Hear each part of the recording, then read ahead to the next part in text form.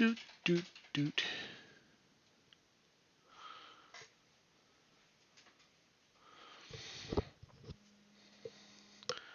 Doot, doot, doot. Now, why am I standing up? Because I got to show you that I'm going to disappoint a cat. First of all, there's the kitty. Hello, Maker. Hello, Luxie. Look at that kitty. Isn't he adorable? Kendo, good to see you again. Now, as you may know, that's my chair. So, come on, little kitty. It's okay. Corey, good to see you. Okay. Settle, little kitty. That's it. Good boy. Not as warm as Bobby. Good boy. Oh, I'm not as warm and fluffy as the chair. But I'm doing my best. Right, kitty? There you go. Okay, there we go. He's whipping his tail. He's not super happy. But he's a good kitty. Oh, sorry. Shuffling closer. Standing up, but no one can see you yet.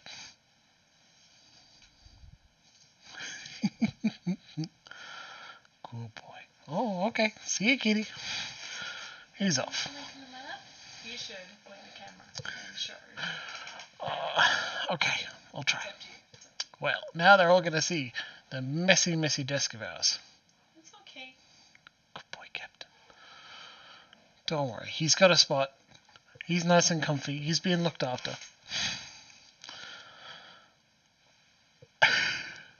Queenie took your spot on the sofa while you were assembling your drink, and she had to leave it. Totally unfair.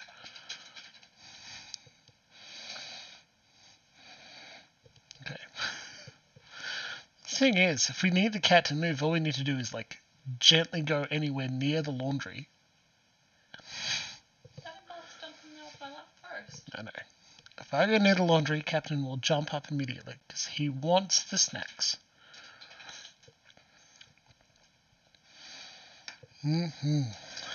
Well, good evening. Happy Monday, everybody. Some of us have had a vaguely stressful Monday. I had one of those. There was a team meeting and it was totally fine, I swear. Followed up by a polite question from a supervisor that sent me spiraling. And so it's off for an hour's walk to settle the head and a day off tomorrow to decompress. Thankfully, girlfriend was on hand to take me for a walk in a place I haven't been walking essentially every day for an hour to 2 hours.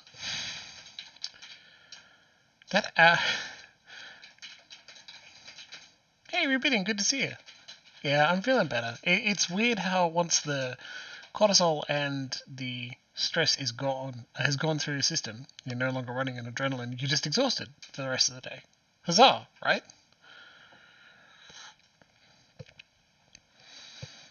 But Marvel and Nadina and I went for a walk for a while, and, like, I'm real glad I can see a whole new list of different suburbs and hills to climb up. Oh, and we removed about 10 to 15 fucking anti-vax and Nazi stickers from around that area, and I won't tell you where it is, sorry lol. Because that would be giving away personal information, but boy, is there nothing to make you feel better than removing Nazi shit from your local suburb. Right? It reminds me, I should, like, wander around with some, like, alcohol wipes or something to remove everything other than spray paint. Just remove some markers. Every now and then there's a poorly drawn swastika, because, let's face it, Nazis not smart.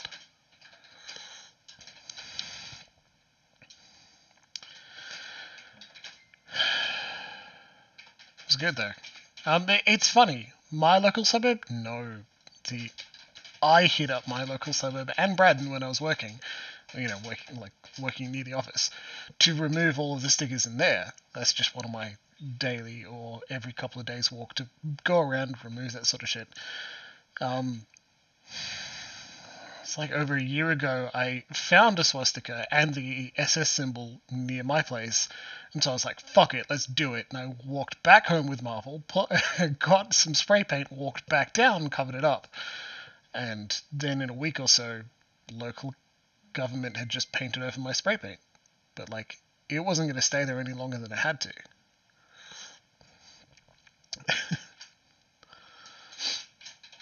Because Nazis get nothing. They get nothing. They get no media, they get no friends, they get no community, they get nothing. They realize that the world they're building is miserable, and they can apologize and learn better and do better and give up their ridiculous quest.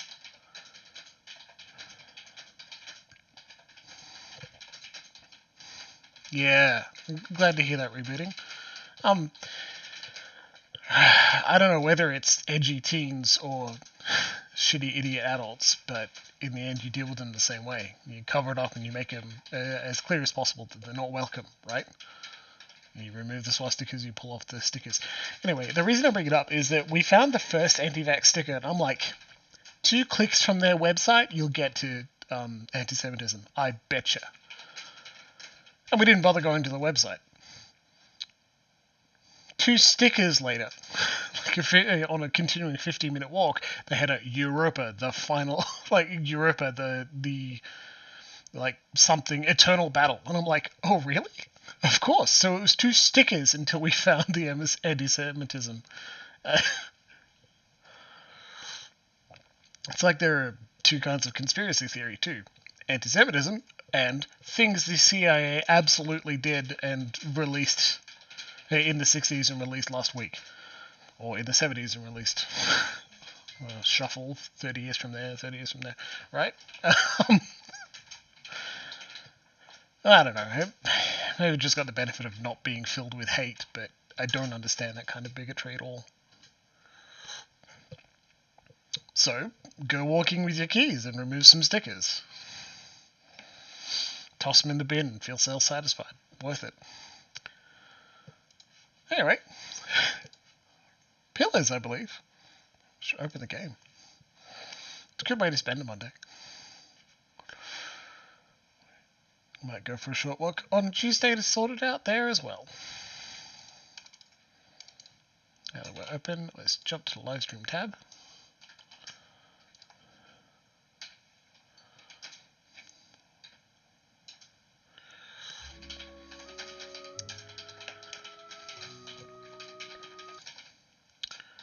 There we are. Lovely. Repeating, you're right. Like, it's kind of goofy to think, yes, secret lizard people controlling people.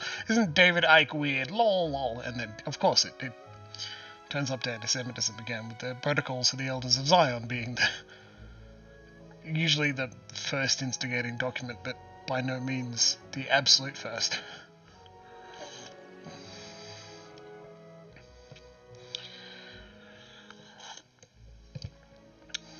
Certainly a very little thing, but if it helps, I'll do it. I'm hoping that shitty stickers being put up, and like if it lasts a day, you know, they put the stickers up on their walk, they go around the next day, and it's immediately just removed. That's gotta be disheartening, right?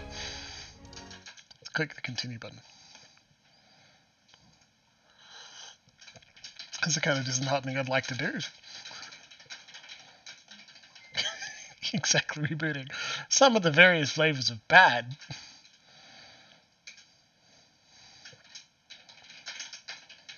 Embarrassed is a good one too. Ashamed, probably my favorite when it comes to bigotry.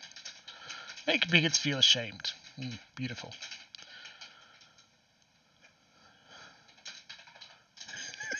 Lexi, run out of stickers. Yeah. Again, they're not using high quality stickers. Oh yeah, that's right. That's what we did last session, right? And it's worth going over that. Last session, we actually died a bunch. Twice, but that feels like a bunch normally. Because we investigated Russ would clear the whole area, made a treaty with some ogres, treaties, and then wandered over to Longwatch Falls and got our asses kicked twice. Oh boy. And then we're like, hey dragon, what's going on? You again. Oh. The dragon groans and shifts his bulk. I could still kill you for this annoyance. Its 4 crimson eyes follow you. And then we like didn't kill the dragon. We made a truce with the dragon. We decided, okay, maybe fighting the dragon would be a bad idea. But Baker, chat voted last week.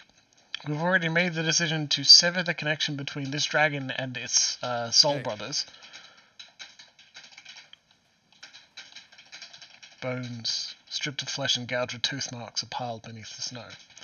But hey, we've done silly things, made non-canonical choices a couple of times.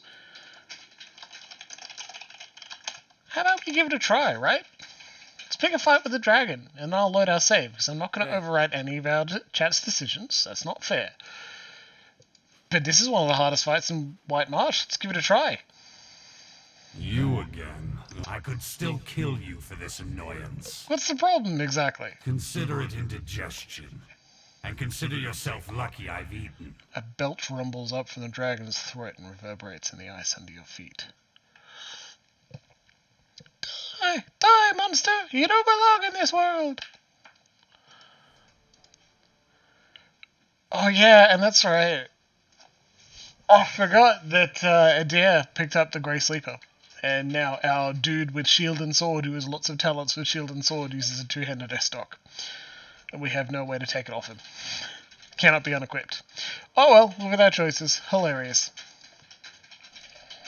As you can see, I'm so totally broken up by this turn of events.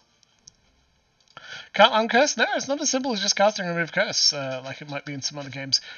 Boy, have I been playing a lot of Wrath of the Righteous. How'd that go? Look at that. How'd that go for us?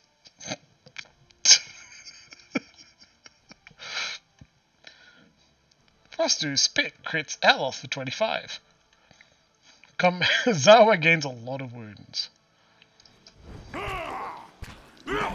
Spectre behind us.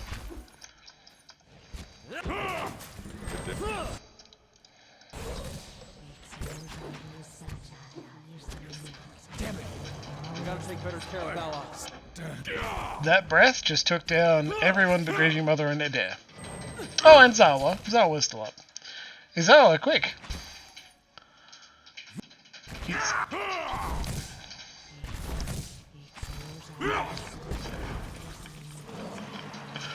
Hey, we beat a Frostus!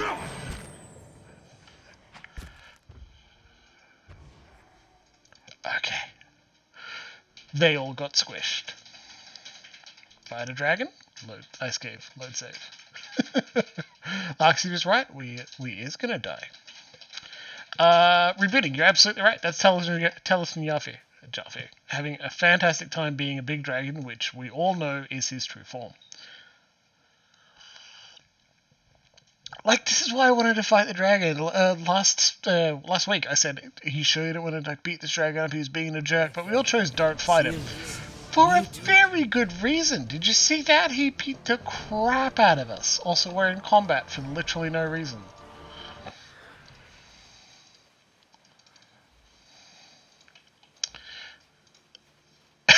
Rebooting, you are entirely correct, and I am excited to get to Taliesin's character in Pillars 2.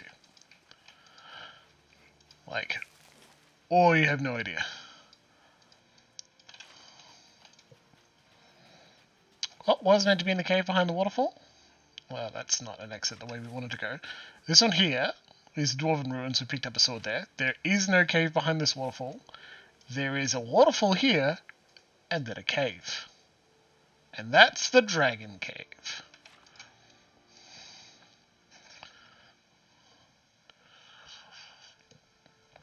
Yep, exactly. Travis's character in PoE 2. Like, the whole cast do an amazing job in PoE 2. Oh yeah, fast mode.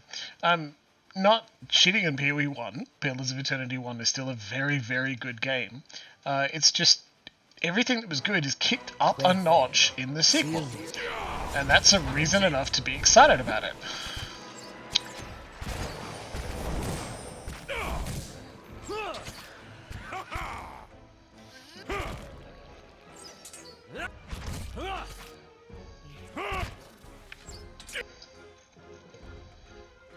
Oh, okay, well, worth a try. Dead on.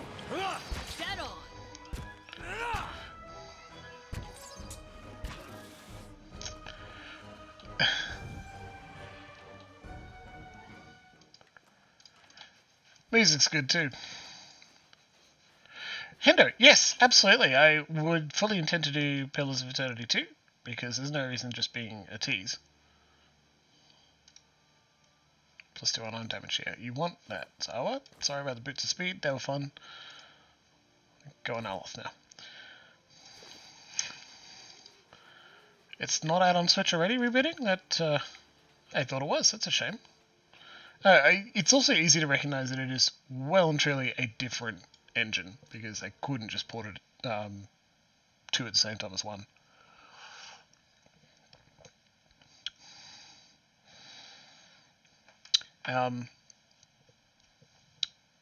Pillars 1 explicitly doesn't have a romance option at all, either. And that's kind of Avilioni's bugbear. He doesn't like him, but too bad. Oh, I knew that Malkachoa was bad. But they pop it in to Pillars 2, and that's really good. The Unworn Path is completed. Good work, Caroc. Now again, this quest started last episode, so let's read it over. Among the kind wayfarers, in the event that a member of the Order dies of natural causes, it is customary for the Paladin to request burial in a dangerous place that is difficult to reach. In fulfilling their lost comrade's request, the other kind wayfarers forge new paths that others may more easily follow. When the elder paladin Adrim Delphar died, his brothers and sisters set out for Red Flower Lake in the remote eastern part of Raed Ceres, but they never reached their destination. With so few kind wayfarers left in that part of the eastern reach, the Order has reached out for assistance in recovering their comrades and helping see them to their resting place. We sent Hiravis. The road to Red Flower Lake turned out to be even more dangerous than the elders of the kind wayfarers had expected. They believed that the attack against Adrim Delphar's funeral procession had been carried out by ogres. Instead, Hiravis and the kind wayfarer initiates discovered Aotins, twisted two-headed ogres of incredible size and ferocity. Recovering the paladins' bodies was costly, with 5 more initiates dying in the process. In the end, Hiravis and 7 kind wayfarers reached Red Flower Lake. There, they held a service for Adrim Delphar and the others that had died to make their way to the summit.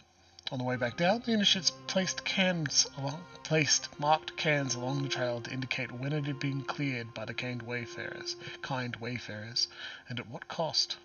1 average item. Patchwork boots.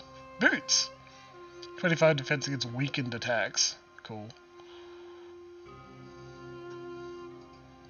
Grants exalted hands, which is extra endurance once per rest. And a push if you put them on an ally. Not super useful, not terrible. It is cute. Those little stories are adorable and worth investigating. Hey, Zawa wants to talk to us. My thoughts wander often to the lost builders of this fortress we seek.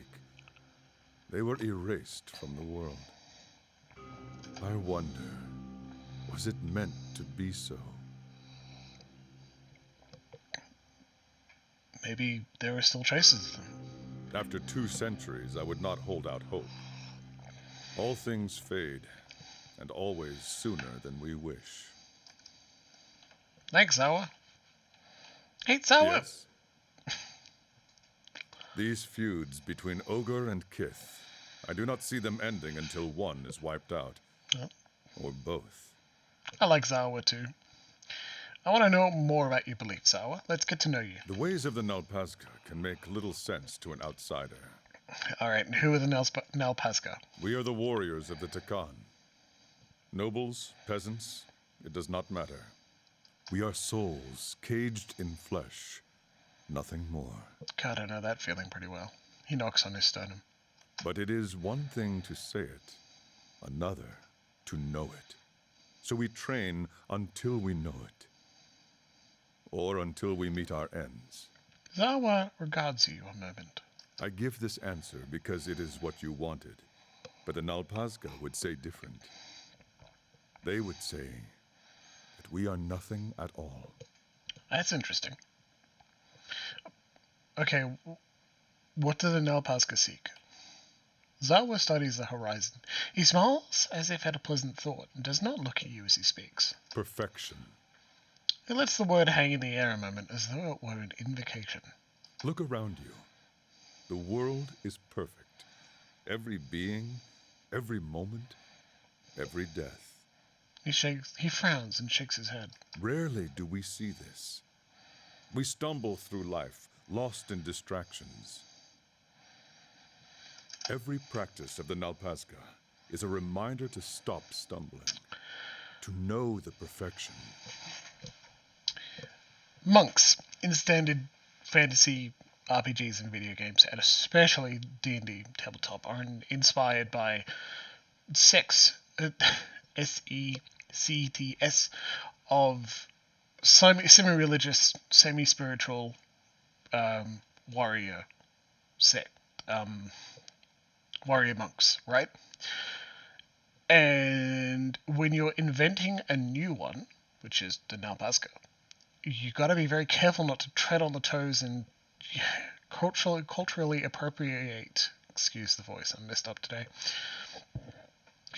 Culturally appropriate religious practices that existed in our world and just exotify them and use them for inspiration without attribution or orientalizing them as a way as senseless or not well considered. And so, yeah, Hendo's got a good point, appropriating Buddhism, for example. And I think Zawa is really interesting because whoever wrote them, and I don't know who did, clearly put in actual work to consider what the monks in Aora would be like and how they could functionally work without just copy-pasting previous work by Wizards of the Coast's Oriental Adventures or other real-life practices, just copy-pasting them. And that's a really good guide, is something I recommend you do if you're working in your own tabletop settings, or even just trying to find a way for the monk class, which has been a core class since 3.5 in Dungeons & Dragons, just work in your video game. So, Zawa, tell us more about the Nalpazka. You think the world imperfect? Most would agree. Most would say the world is imperfect because we suffer. Sorry, we said, how can you say the world is perfect? They imagine a world without suffering and dream of living there and suffer all the more for it. Beneath Zawa's calm expression, a deep fervor begins to glow like fanned embers. This is their mistake. The world is perfect. It was created by a boundless wisdom. Examine these statements and recognize that they could sound somewhat similar to the Buddhistic tradition of suffering is brought on by desire, so accept that. Here, he states, imagine a world without suffering and dream of living there and suffer all the more for it. So, is the desire what is causing suffering? Maybe. He says, instead, this world is perfect. It is for us to learn why a perfect world requires that we suffer. What if, instead of saying, you would not suffer if you follow particular practices, if he said, perfection requires sufferance? When we met, you said you were freeing yourself from vanity. Vanity is a snare that roots us to the ground. The way we see ourselves, the way others see us, these things are not real. They cannot be touched. The Nalpazka teachings reveal many such snares. Fear, pleasure, doubt, hatred. They hold us back if we let ourselves be caught. He counts them off. And what happens if you can avoid being caught? Then you see only what is truly there, and you suffer no longer. You become as a god, seeing things as they do. Zawa speaks as one recalling a fantastic dream. If you can loose yourself from the snares, then you are free. Tell me about your scars. I meet people on the road, and they pity me. I have come to find it endearing. Zawa smirks. They see so many scars, and they wonder, how can the man beneath not be broken? He runs his fingers over the puckered remnants of a gash on his left forearm. A scar is a wound that heals, a living reminder of our power over suffering. They cause no pain, only the echo of pain, which cannot hurt you.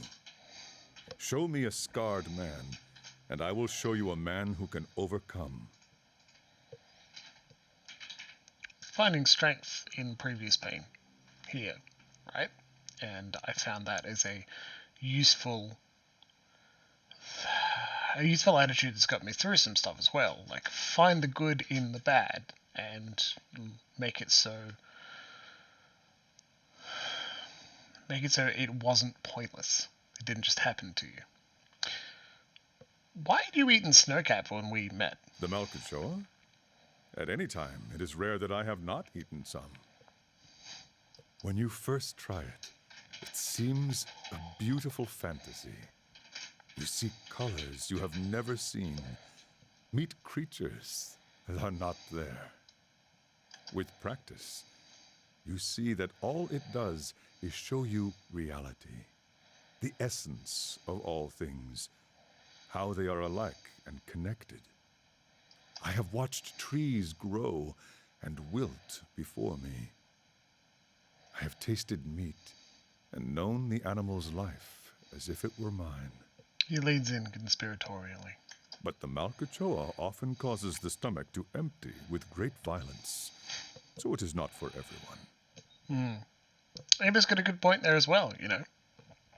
Like, it's all very well and good for Zawa to have this particular philosophy that notes that particular suffering, at least from his perspective, comes from being caught in traps, the traps of pride, fear, vanity, that sort of thing.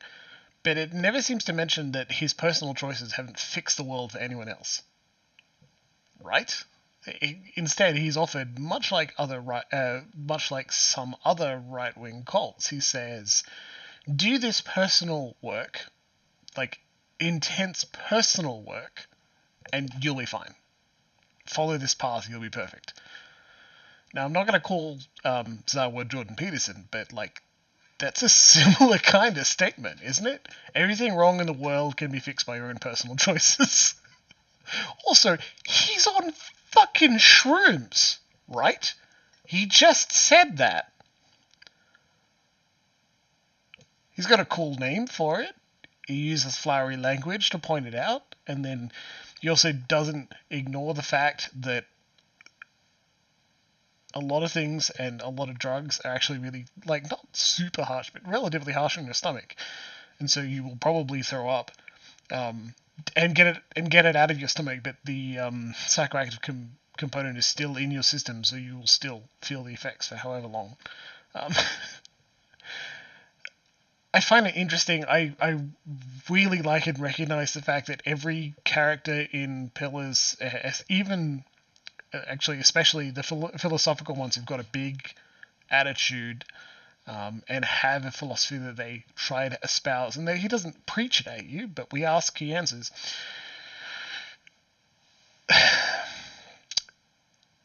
The game never feels like it's telling me that this is a solution. They seem to be presenting a character that has come to a conclusion or solution themselves. And that's good. Quite the opposite effect, Luxie. There are easier ways to clear out your system than taking shrooms, though. I want to ask, tell me again why it is you think we should suffer. If I did not suffer, I would not aspire to free myself from it. I would wander from one unfulfilling goal to the next. More wealth, a better station. My soul would wither. But to search for a place beyond suffering's reach is to nurture the soul, to harden it against the elements. He clenches his fists in illustration. Suffering is the greatest gift the gods have given us, their most beautiful, perfect creation. It is the hand that turns the wheel. His eyes gleam as though looking upon an old and beloved friend. I would gladly cast light upon them.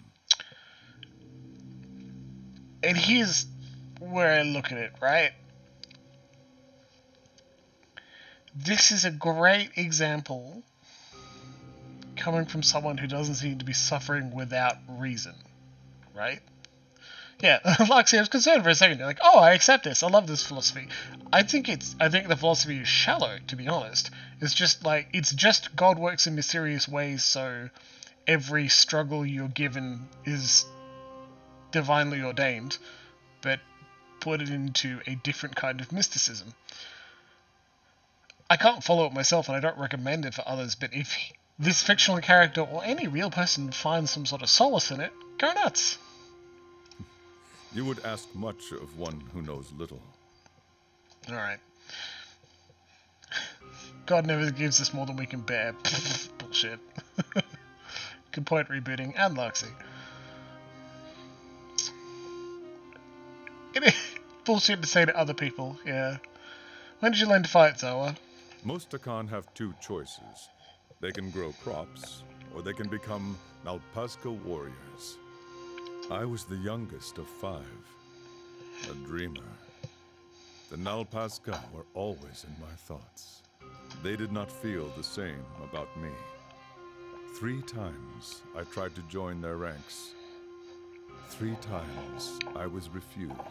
But why were you refused? All that time spent dreaming, and I had not thought to prepare. I was lazy, uncoordinated, overweight. If they had not refused me, what shame I might have brought to them. But they accepted you eventually. They had no choice. Our high priestess had a vision. Well, let me guess, Malkachoa? Malkachoa plus some other shit, knowing her. No one put on a better ceremony than she did. What did she see? She saw me as chieftain, leading a host of Nalpazka warriors to victory over our enemies, the Ketchmotl. The last word twists his mouth as though he'd eaten something spoiled. Our last chieftain had died over the winter. A new one had not yet arisen from the Nalpazka, so the timing was right. The next day they brought me before Ishipilo, the great master of the Nalpazka, and I became his pupil. And this Ishipilo taught you everything you know now? I still trained with the other instructors, sparred and meditated with my Nalpazka brothers and sisters. I learned from all of them. But learning from Ishipilo was a chieftain's privilege. He knew the secrets that could grant mastery over reality, invincibility in combat. When a Nalpazka was deemed a worthy successor to a chieftain, greater than all his peers, Ishipilo would take him in, prepare him for the future. I would not be as I am now without his lessons. With a worse voice actor, this would be almost unbearable. You said your teacher knew how to master reality. Did you learn his secrets? Zawa opens his mouth to speak, but only a slow exhalation escapes. He looks at you, frowning, and tries again. Not all of them. What was it your master never taught you? A story for another time, perhaps. One thing he did teach me was that the more you talk, the less you hear. And the less you hear, the less you have that is worth saying. Now, as a single statement, I like that one a lot. You just, you know, the more you talk, the less you hear. The less you hear, the less you have that is worth saying. Well, tell me about he's not invincible, right? But he didn't get all of the mysteries. Maybe he would be invincible. Maybe we'll learn soon. Tell me about your home. Ishimiddle is vast. Outsiders think of it as one land and its people as one people. But if you walk across it, you see that there are many Ishimiddles. Jeez, was it last week or the week before where I was like, hey, we always hear about Japan being tiny, but being in it made it feel vast and large and huge. Here it is just again, another one. The Ishamael that the Khan know is rich in soil and water. The crops seem to grow in front of you. We build our homes along the Akia River, and it is good to us. Though every so often it floods, so that the Khan do not forget their suffering. That's... I feel like maybe I'm searching for themes where there wasn't... Themes aren't put in specifically by authors anyway, unless they're being wanky. But that's interesting. Doesn't it? Like, rebooting's got a perfect statement there. No, Zawa, that's cold weather. Like, yeah, exactly.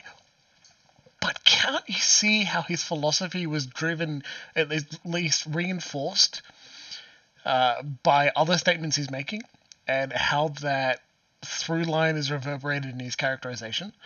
And to bring it back to the main premise of this stream, think about that when you're writing your tabletop characters. Come up with a high concept and then tie other responses back to that as often as you can, right? Turn yourself into a little bit of a trope so that when someone hears you in dialogue and goes, oh, that makes sense, that fits with the characterization you put through so far. Except when you're trying to do a twist, right? And this allows you to build up a strong characterization that will guide you in further decisions, so that it'll reiterate the type of character you're making, and allows other people to understand who you are in shorthand, because other people can't be in your head as much as you are. They can't consider your character from your perspective. So if you have a clear concept and tie thoughts and responses back to that, well, it's good. You know? Like this random statement we're asking about his home, and he's still brought back to the idea that weather is a form of suffering that he put forward and reinforces the philosophy we just spoke about. Good thing we went through the dialogue tree as 1, then 2, then 3, then 4. Because this is number 4. It would not be the rainy season without my neighbor Esley swimming after his escaped goats and nearly drowning. The mirth on Zawa's face buries itself suddenly as though evading capture. But home is an idea, no more real than justice or honor. My home is here now, wherever I stand. A ceremonial warrior system that just stated that justice and honor is not real. Interesting, curious. What were you doing before you came here? I hope to share knowledge with the monks of the Thousand Dreams. Their monastery lies east of here. They are said to be seekers of greater truth, like the Nalpazga. But if they still exist, I did not find them there. Well, let's keep moving. Sure. Hey. So, that's Zawa. Oh dear. Lovely.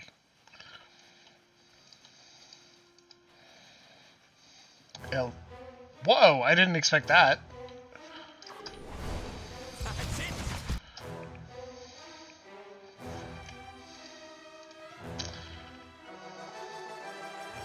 Yeah, why the fuck not?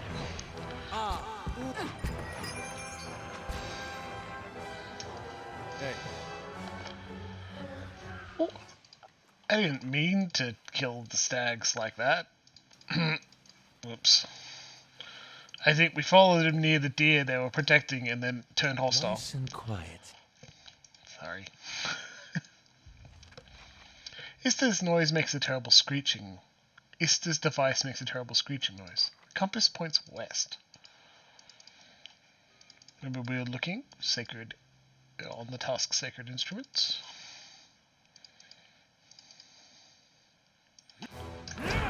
Traces of the ore. This thing is... Good job, Aloth. Aloth knocked it to death with his staff. Yes? Yes, which is particularly important because this bound stuff requires us to deal a lot of damage to beetles or in general. And it'll unlock the next level. Hey. I love soulbound items and armor. primarily because, like, if I find a weapon or equipment that looks good or feels good to use or something, I'm going to end up using it through most of the game, far beyond it's efficient to do so. For example, I'll just, like, we haven't upgraded the pistol in a while. It's just cool. It's perhaps not efficient, but I just like it, so I don't want to. Don't want to change it, right? So I love the idea that you can keep one item if it's good and improve it over time. It's just cool. The stench, even worse than dead. Gutting and brine. No, I don't like that. No, different direction. It'd be a self-director. Brutal but not, like, coarse but not mean or terrified. The stench, even worse than dead. Got him and Stench, even worse when dead. Got him and bring him.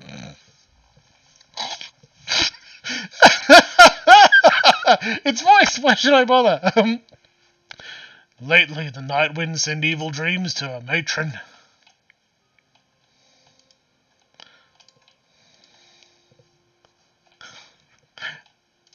Ista's voice points directly towards the cavern entrance. Thanks, Hendo. That's pretty good. That's pretty good. Task updated. Retrieve the ore.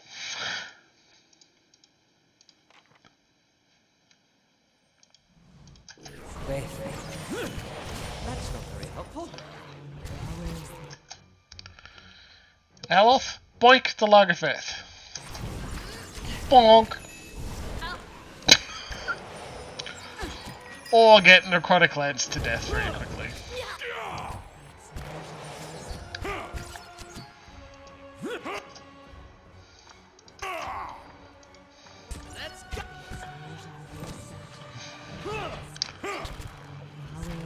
We might need a healer. We currently don't have one and we're suffering. You know what that means? Time to bring Durance back. Hey. I'm kidding. I'm also glad we turned down the difficulty. Ooh, an exceptional arbalist. Just wanted to check. Yeah, it still is. I'll see what I can find. What is this? The white androgens. Ding! Return to Ista. But the healer is a jerk. Yeah, well, we can pick up another one.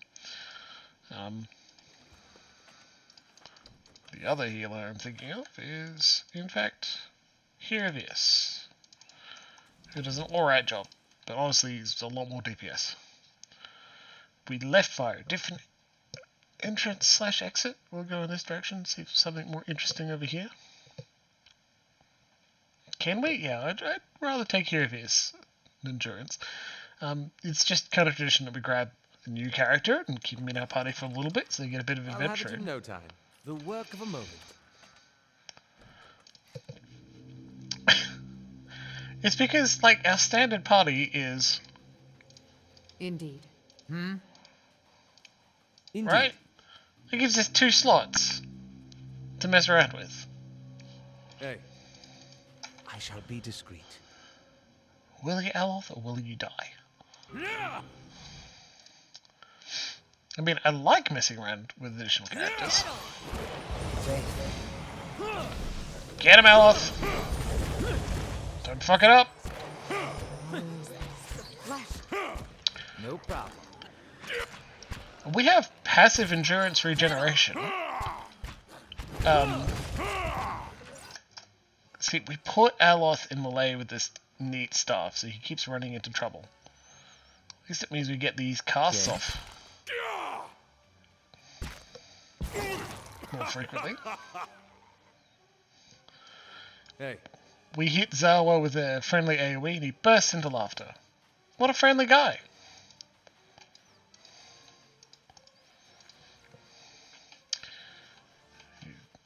Priest of Suffering. Closest would be Skayan, right? I'll see what I can do. The work of a moment.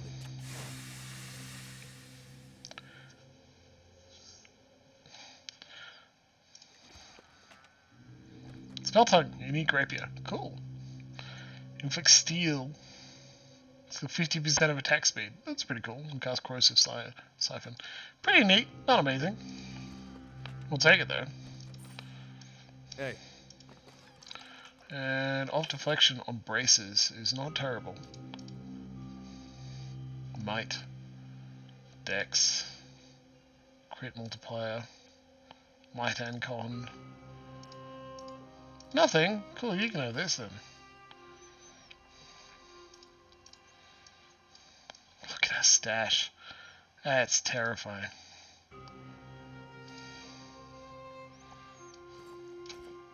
Extra deflection, because you really need it, given how... reflex. How about odd perception too, as well, right? That's just a strict upgrade.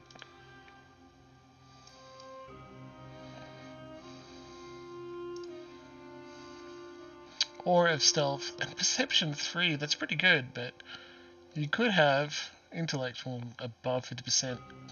Focus game and low. Let's do that as well. I think perhaps I've been neglecting looking through potential upgrades. When did this happen? Stalker, fast roll of dexterity. Trap accuracy.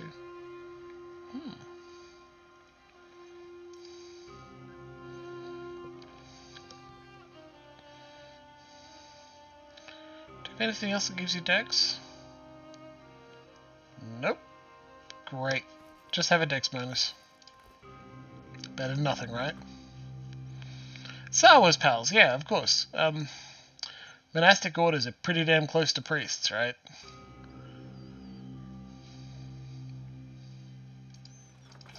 It's just, in some capacity, some designer for D&D decided, we don't mean warrior monks as a separate thing, I promise. And we all said, okay. Well, honestly, what else are we gonna do? There it is, battered shipment. I can go back to Graf's Rest and say, hey, we recovered some of the stuff. We did it by entering a cavern and leaving another cavern. That's unusual. Thank you, Aloth. I'll see what I can do. Shiny, shiny topaz, The my work favorite. of a moment. That's gonna be fun. We'll sell some junk soon, that's for sure. That cave entrance is just there. Well, let's keep exploring. Let's go, go, go. It looks as if the very earth would swallow us. It would. Glaciers are terrifying. Just saying it. It's how I feel. Glaciers are terrifying. Read about them. Learn about them in primary school. Maybe high school if you're lucky and you get to study them again. The idea that the ground itself will open up and just... My veins blacken. You're paralyzed. It's bad, but it's not that bad. Leave it to me. Adair is still kicking major ass. There's something worse about falling into the earth somewhere where it's really cold as well. I think maybe it's the remoteness makes it worse. Keeping an eye out. Dunno. So, I guess what I'm saying is, Shackleton can suck it. I don't understand why he went that far.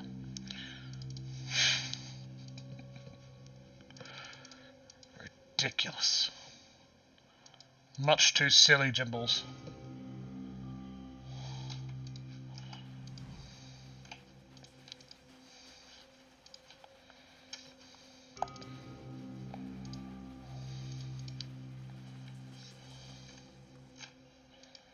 Location discovered, Durgan's Crossing.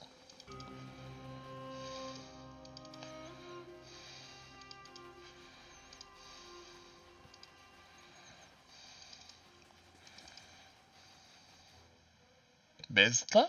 Who are you? Ah, the snake skull! Right, lovely. Yes, I remember you jerks. Aloth, could you just take a minute and terrify these people first?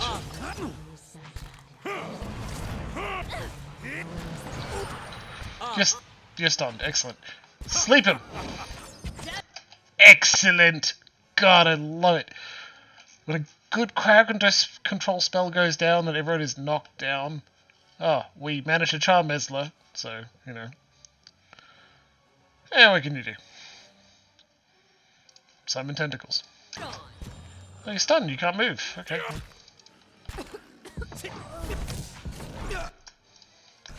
Now with tentacles, please.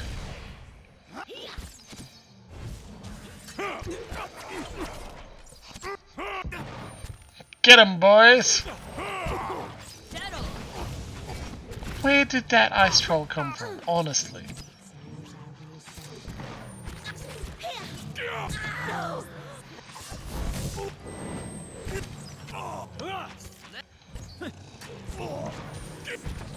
Alright, let's deal with this troll.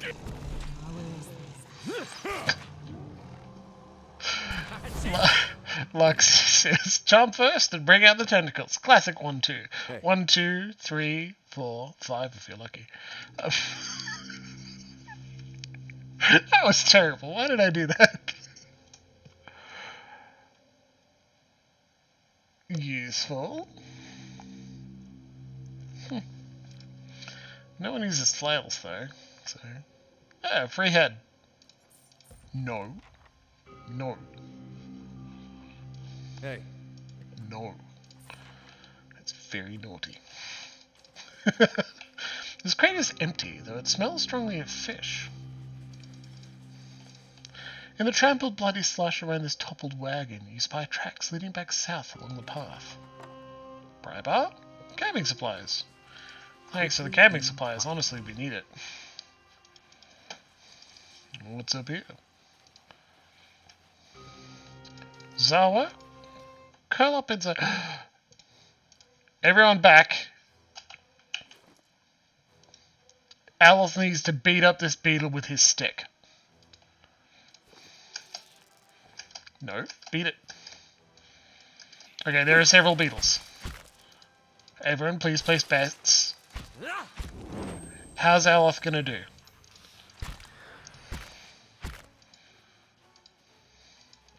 Yeah.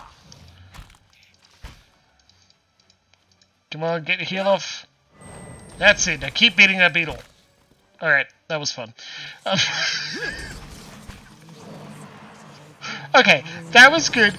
We did send a wizard in by himself to watch him die, and that's not super fair, but it was very funny.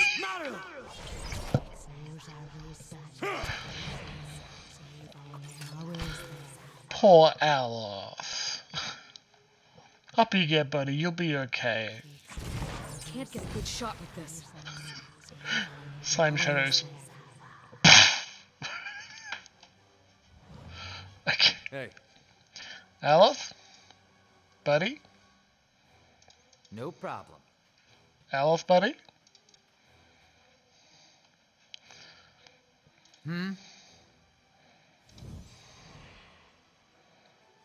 Would a field on Saul? Aloth? Alright, we're still in combat and I don't know why. We're gonna go investigate to see if there's another enemy that didn't aggro or something. Yeah, there it is. Okay, happy kid. Attaboy. Attaboy. Good work, Aloth. You'll be okay. We're gonna make you do that every beetle we find. But we're gonna send you more backup next time, okay? Because that's not super fair. Another Talisman of Unconquerable. Interesting. We just equipped one.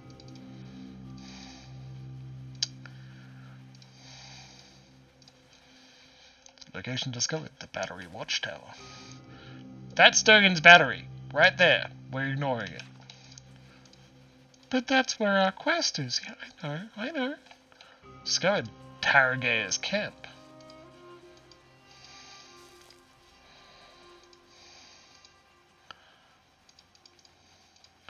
Have to clear the entire area. Exactly, rebooting. Ursel. A man stands in the middle of the road. Without lowering the blade that rests on his shoulder, he takes 2 steps forward, as if to speak for the group behind him. I was hoping for another gift bearer. I always carry surprises, and we love surprises. By we, of course, I mean me and this. The man taps the hilt of his sword. It'll be quick. Try to stay still. I don't even know who you are. Why are you doing this? Cast confusion on enemies. Do you mind? This mercenary fighter comes immediately for Aloth. What a jerk. For that, I'm going to try and send you to sleep. More importantly, Grieving Mother is going to very successfully charm you. Stop it! Stop it! Attaboy. Get him, Aloth! Mega, you can be as quiet as you like, man. Yeah. I have yet to give the Moss Carnival a try, because it requires Blue Mage, and it is not something I have leveled yet. But it's kind of on the list. I'll get to it later. Alright, well, all of the stash then, I guess. Saint Yidwin's Redeemer. Soulbound, Greatsword, Two-Handed. Gift-bearer notebook. A recurring signature on the pages of this notebook indicates it belonged to someone named Ixtli. This page is contained an assortment of entries. Some notes list collection of items alongside their purported value. Other pages are scribbled with notes about the land. A map of the Rustwood marks an important body of water. Next to it, there are several underlined notes. They read, Notok Tlokotl. Tlokotl. Tlokotl. There you go. Formalities first, of course, and she'll come up. Koala Mikcha. She's a good girl and likes to hear it before she swims down. Siklak Koala. Just make sure she likes the fish for a job well done. What does that mean? Also, Grieving Mother, take this greatsword. Regret's worth trading. Search for waters in the Rustwood. See if we can get this medallion back. More importantly, hey Grieving Mother! This is a strict upgrade. Sorry, Justice. Equip it. Not even soulbound yet. Upgrade it by binding. Barbarian Fighter Paladin.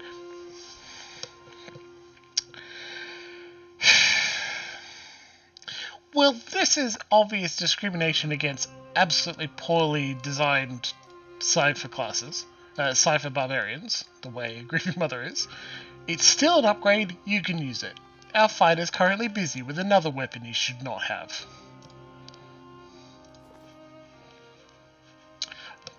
Thank you, Rebooting and Luxie. Hey. I forget all the time and need to practice. We're at the level where our random items are beginning to be exceptional. The road continues climbing for a short distance before turning sharply down into the pass beyond. That's as far north as we need to go, I think. Looks the upper corner of the tarp reveals a jumble of rusted metal alongside the firewood. Bulwark against the elements, primal rock, primal water. It's interesting. What is this particular house in the middle of the woods? After the coffee started to hit, I became a lot more animated, so thanks for sticking with me, everybody, including everyone in the VOD. Good fans of mine catching up or watching through not live. It's fantastic. New map discovered, Galvino's cabin. Rebooting says, oh, this house, so it may be interesting. Alright then. Step lightly. Noxious burst trap. Jeez, traps in this house. That's interesting. Steal the fruit. Grab the fruit. Hey, Gollum King. Gollum King says, proxy vote. I would like to vote for all of the absolute awful human being. Alright. Of course you would. This map depicts this map depicts the peak of the mountain with markers denoting altitude. Downstairs.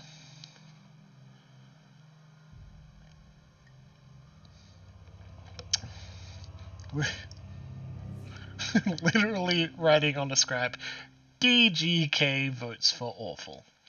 Yeah, that's not inaccurate. Location discovered. Ladder. 550 XP for discovering a ladder, hell yeah. That's too close. That's unusual. No, it's not. This happens to us all the time. It's terrible. Jesus. Oh my god. Flesh constructs. Misshapen constructs. A trap on a box. What do you suppose that bally thing is? Look, I don't know what that bally thing is. Udamac, could you keep this flesh construct down? There you go. Who's a good... That's it.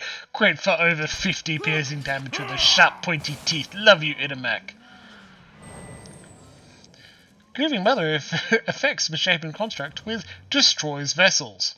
An additional effect on the item. Must flow deeply indeed. Because as a greatsword, it's just 25% chance on all hit or critical hits to just destroy. Good sword. Hey.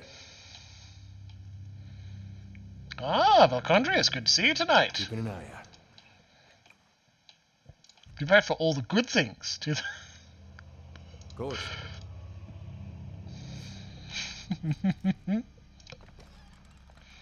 Iron Skin, Silverlush. Let's go, let's go. A gelatinous green film is congealed along the bottom of the shattered machine. These crates hold innumerable discarded mechanical hinges, faceplates, and limbs.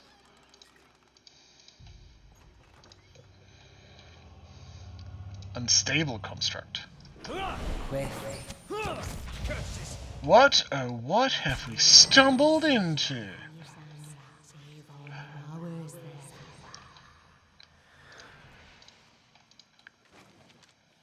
Subject roster.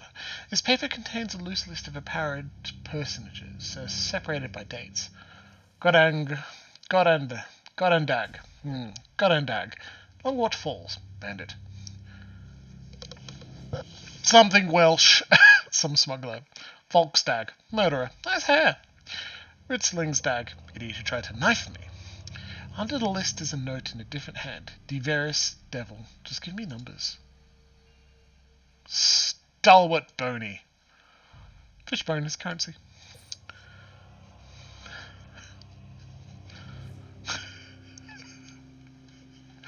Golden King, I'm so sorry. Here we are. I shall be discreet. Attacking you through words, and, as there are unstable constructs, we're attacking you in-game as well. Oh no, Luxie made that joke. Oh, I'm sorry. I stole it from chat. Did you see that iron construct just run straight at Aloth as fast as possible? To simply cause trouble to our poor wizard.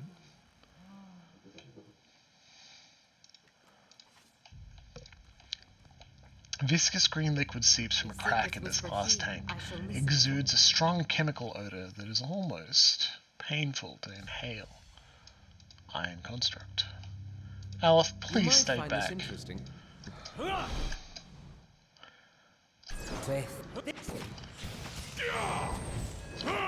These ones are in for a wallop. These ones are in for a walloping. Flattened out and actually reads. Okay, back you go. Look! Look at that fucker! I shall. Run, buddy! Good thing we got the boots of speed on you. Fuck. His health is so low he uses second wind to heal up every time. But his health is his endurance is so low that he uses second wind to re-heal up every time in every combat. But his health is so low, it can't increase his health in any way. So what I'm saying is he should nap before he dies. So now we're gonna nap so that Aloth doesn't die. Slow and silent. He's gonna be okay. Classic Aloth. Of course. Valkyndrius is right. I'll absolutely attack you in a loving way. See this. Just like cool to be kind or bluntly honest in a way that isn't just an excuse to be a jerk. A scattered pile of mechanical finger joints lies strewn across this desk. Money! I'll have it in no time. Yeah, we'll use one We'll of our work for the moment. 46 lockpicks. And we'll get 6 back, okay? Monk of Love does hand-to-hand hugs. Sometimes hand to back as you reach around and gently pat.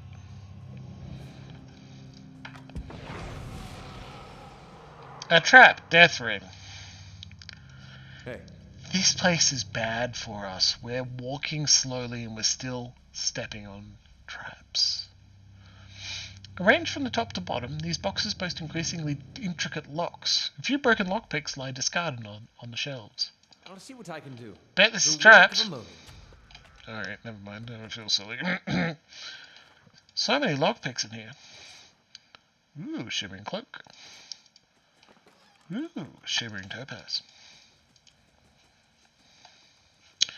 Bad Monk of Love just reach around. Moxie! That's hilarious.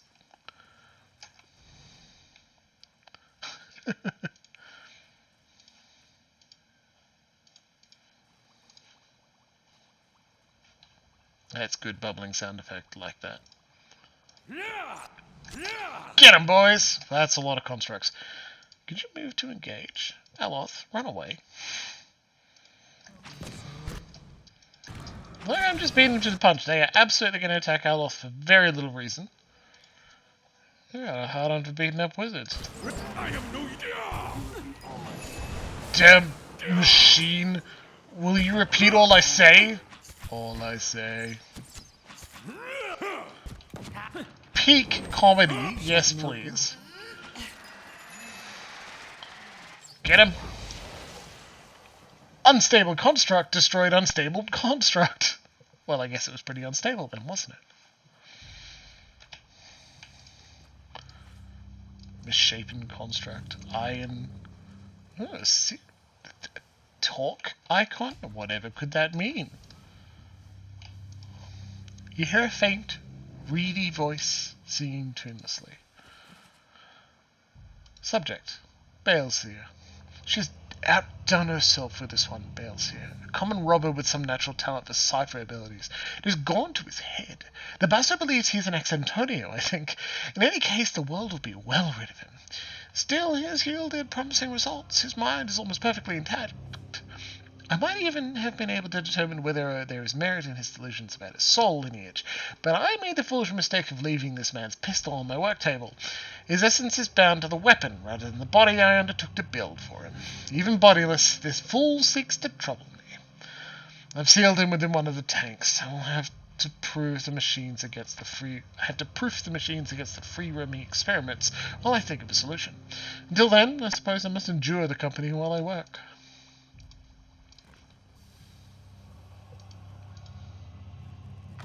My dwarf's taking all she can!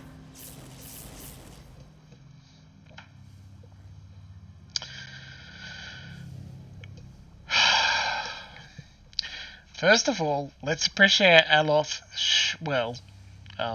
Islamir shrieking out, "The girl's taking out all she can!" as poor Sagani goes down. That's fantastic. I will walk unseen. Boy, are we stepping on every trap. Tufts of hair are still stuck to the metal slats of his helmet. You spy dark smudges along the edge of the manacles. Ooh, that's dark. We don't like that. Let's touch this lever. The lever seems to be locked in place for the moment. Touch this lever. The lever seems to be locked in. You hear a short series of clicks from around the corner. Oh, let's touch this lever. Oh, it exploded, and there's Baleseer. Lovely. Can't get a good shot. I'm free! Galvino, I will eat your heart, old man!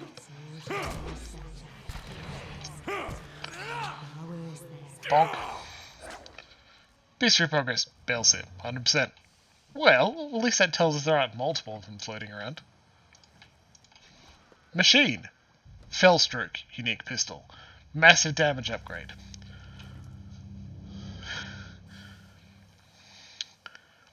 Sorry, are you all lever supremacy? No way, it's lever. It's definitely lever. Kronk, pull the lever.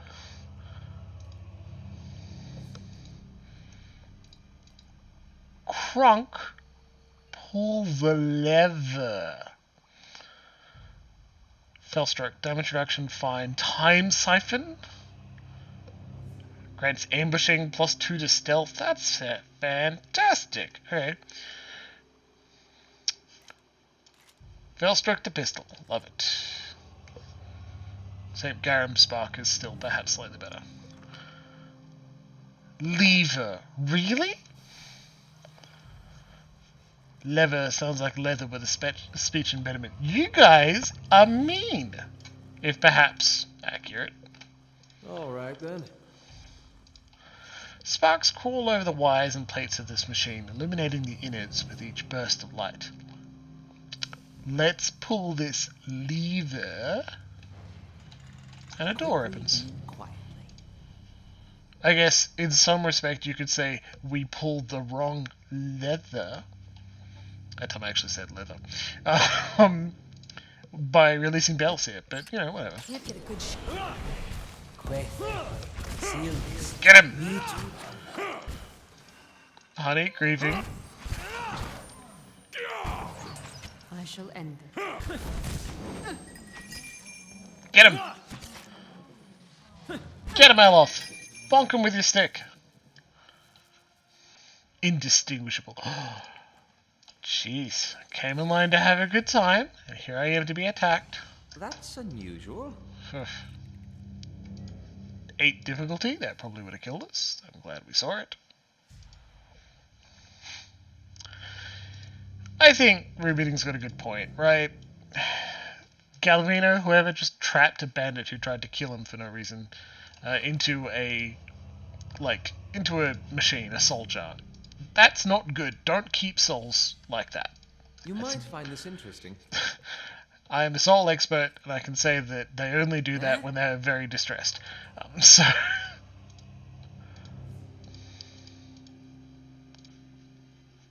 Iron construct over there. What's over here? Yeah. Nothing? Okay, we'll just walk around very carefully.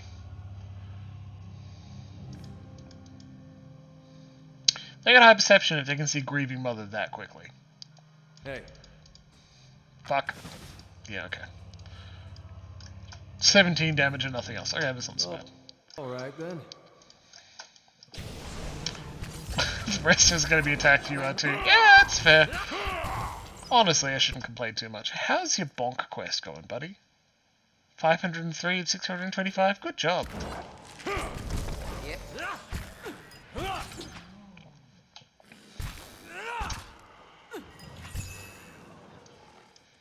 Parathis!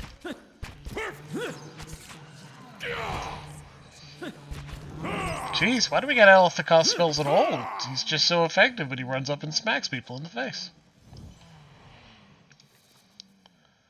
Ooh, another exceptional rapier. Ooh, there was another item, wasn't there? I think there was a note on one of those, and we didn't read it. How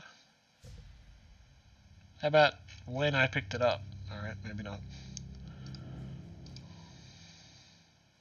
Farriman's Curse. Crumpled experimental notes. This crumpled piece of parchment was found jammed inside the faceplate of a construct. My efforts to instill even a child's intelligence in these creations have all failed. Most cannot hold a quill, much less set thoughts to paper. I believed for some time that Subject 63 might have had a breakthrough during its lessons, but I discovered it has simply been repeating my words without comprehension. These were not enlightened characters while they wore their original skins. Perhaps their essence lacks fundamental capacity for learning. I put them to the test in more martial arts, but here, too, they falter without the benefit of true sentience. The devil, of course, delights in mocking them. It's like the boasting of besting children at combat. If only I had my old machines. Loxy, Sin, how dare you? For the benefit of the vault, I will read it out loud. My efforts to instill even a child's intelligence in these creations have all failed. They still pronounce it lever no matter what I do.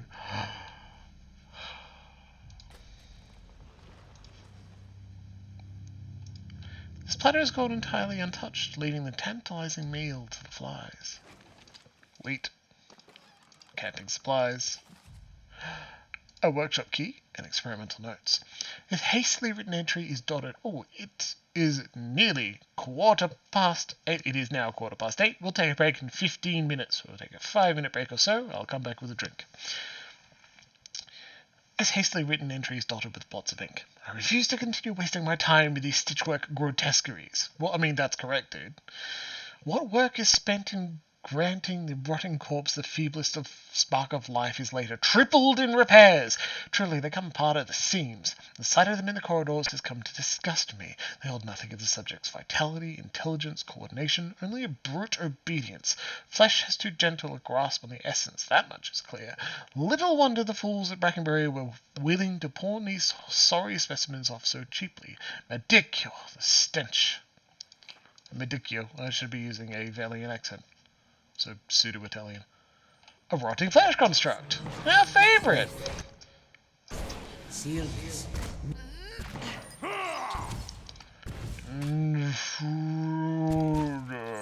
Shed.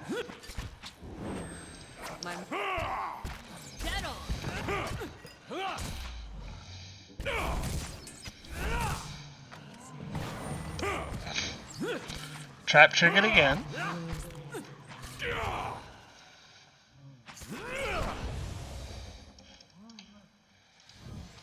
An impressive assortment of wine bottles line these shelves.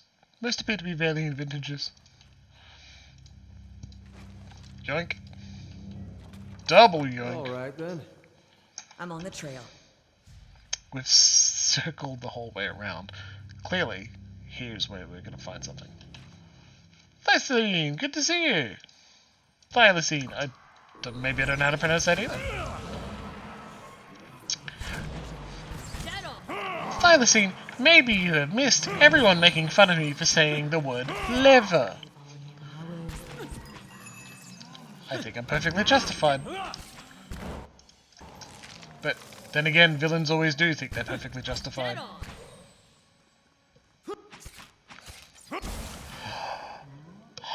Corey coming in with a save. Aloth! You did it! Now it's got additional reach, extra damage, and was granted Beetle Shell twice per rest. Now we need to kill 5 blights, or kill 25 enemies. That's going to be harder. Told me it was because American. Yeah, it's true. I hope you feel vindicated by Corey's efforts. The hulking contraption hums with power. Approaching within a few feet, it's a peculiar buzzing in your teeth. I like that. You deserve to know you're right. That's a good feeling. I like giving that to people. Attacking with love. You might find this interesting. More traps. More traps. Be careful. Freezing pillar trap. 3 iron constructs. This is going to be good fun. Alright, stop and then go. Get him! Shed no blood. Perfect!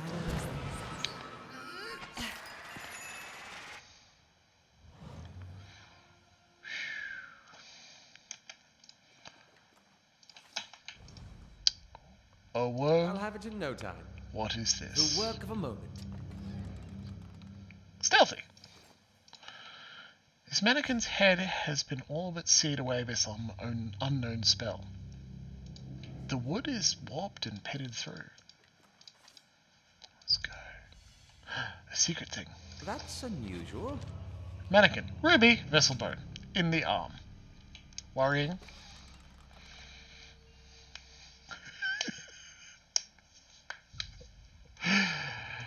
I am glad we have problematic free chat as much as possible. Thank you, modded Corey. Experimental notes. This discarded note reads, Medicchio. 3 weeks of hard work gone and a fully articulated frame with them. These crude materials are more unstable than I expected, though no less expensive. I'll try a slower process. More electricity, perhaps. Yeah, that'll work. Along the bottom of the page, a scrawled addendum reads, Too much electricity. acquire more subjects.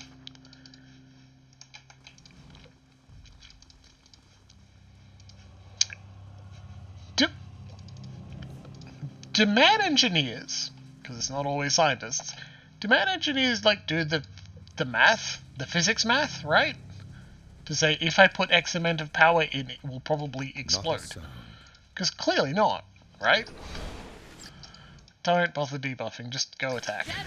Seriously, it's one of them, and every hit has a 25% chance of just destroy. There we go. Look at that. Good mad engineers do, yeah. Of course. Reminds me of a Genius of Transgression, which is a fan-made World of Darkness splat, where if your mad scientist powers, depending on the flavor, are affected by whether you do the math or not. If someone starts to try and work out the science behind the mad science, it starts to fall apart, because it works on the idea of disbelief. And I like that.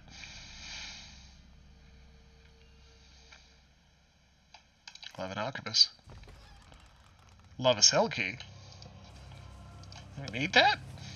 Probably not. Loxy, I talk what all the time. Clearly I haven't, whined odiously about how much I miss Vampire. God, I miss Vampire. Galvino! We found the fucker. You're all mad scientists from different disciplines? Dan Ryan is a brilliant game author. Valcondrius. See, I think part of the problem is while I'd absolutely love more Requiem, and so, yes, it's really more about timing. Do I have time for another vampire? No. But I'd love to. I want to be sexy and queer and drink people's blood. And I can do 2 of those in real life.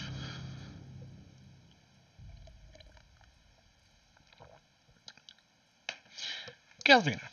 An elderly man hunches over a cluttered desk in the back of the workshop. His flesh is pulled tightly around him, fragile-looking bones except around his neck where it hangs in loose wattles. It's a little odd. He turns as you enter, a scowl already chiseled into his lined face. Back again? I told you. I had his voice way wrong. He hesitates, squinting at you from behind smudged and dusty spectacles. Of course, a fresh fool to replace the last fools. What brings you stomping through my workshop, eh? He draws his words out, looking up and down. A sneer creeps across his face. I sell false teeth. I heard you could use it, you said. This one's got spirit. He erupts with a ragged cackle. Still wheezing with mirth, he turns to the bronze golem over his shoulder. What do you think of that, my girl? A kindred soul? You better hope not.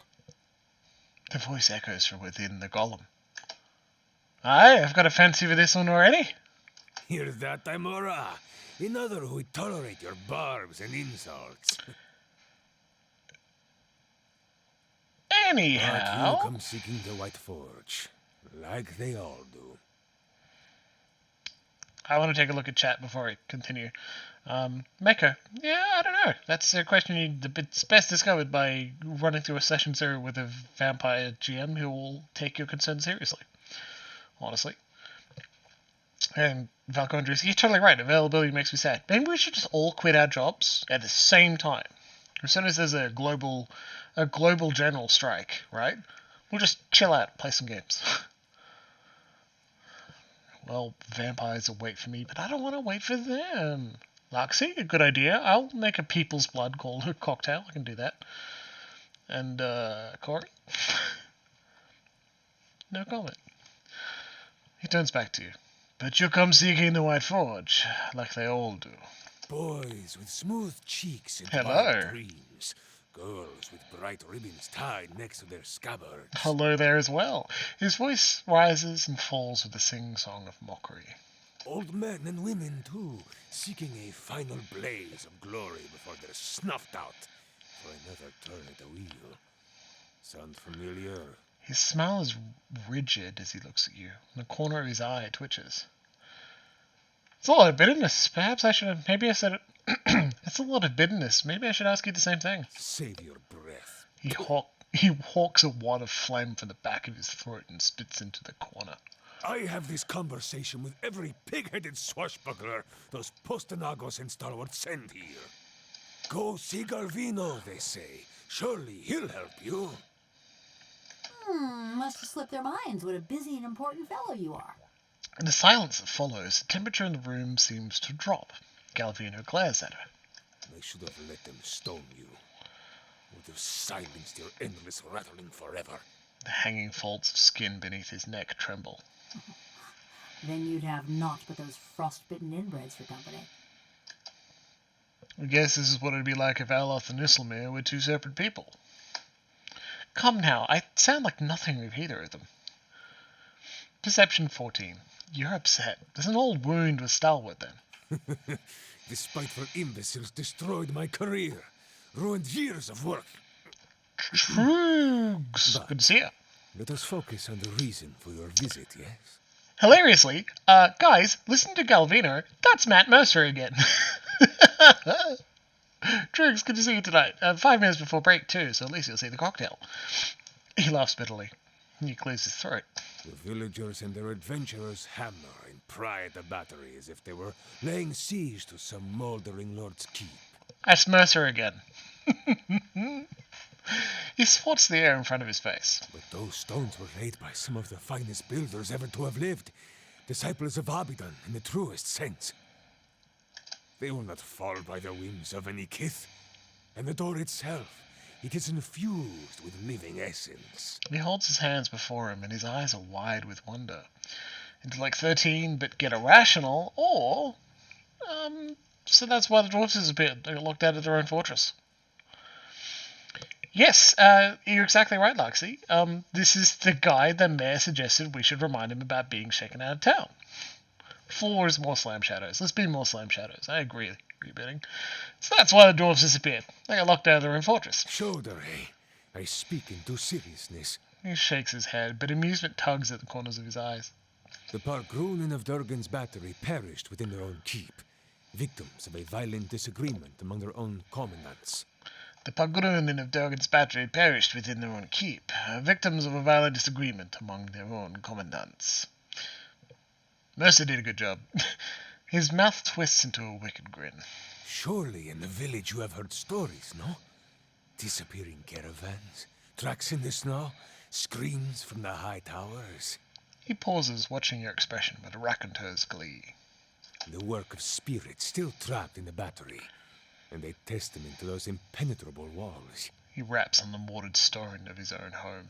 But the door of the keep, the one the Pargrunen filled with essence, it was made to listen, to recognize its masters. I sense a catch. Traditional Aptapo cultures revolved around language.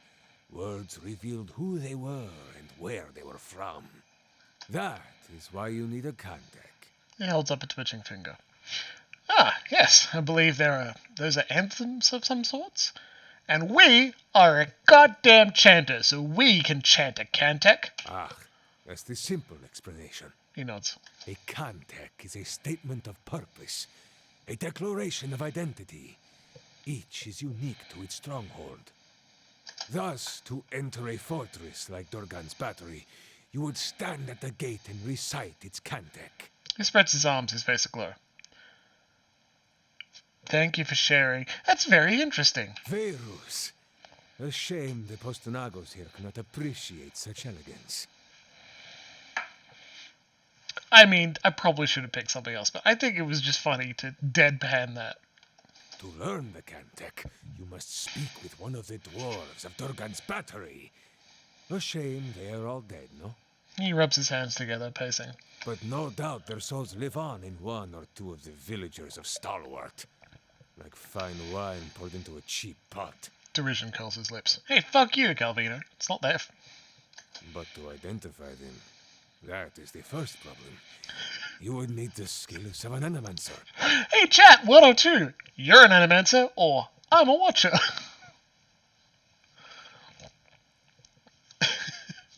So, chat, let's have a vote. Alright? Ooh, we got a lot of people in chat tonight, so we're going to get a lot of votes, huh? What do we think? 1, 2...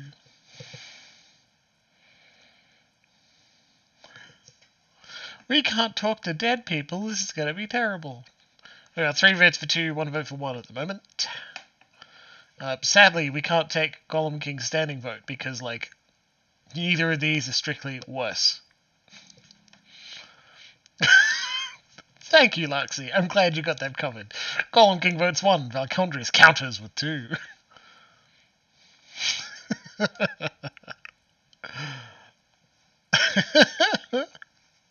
Alright, we're going with 2. It's got a brief advantage. I'm a watcher. The golem swivels her head sharply towards you.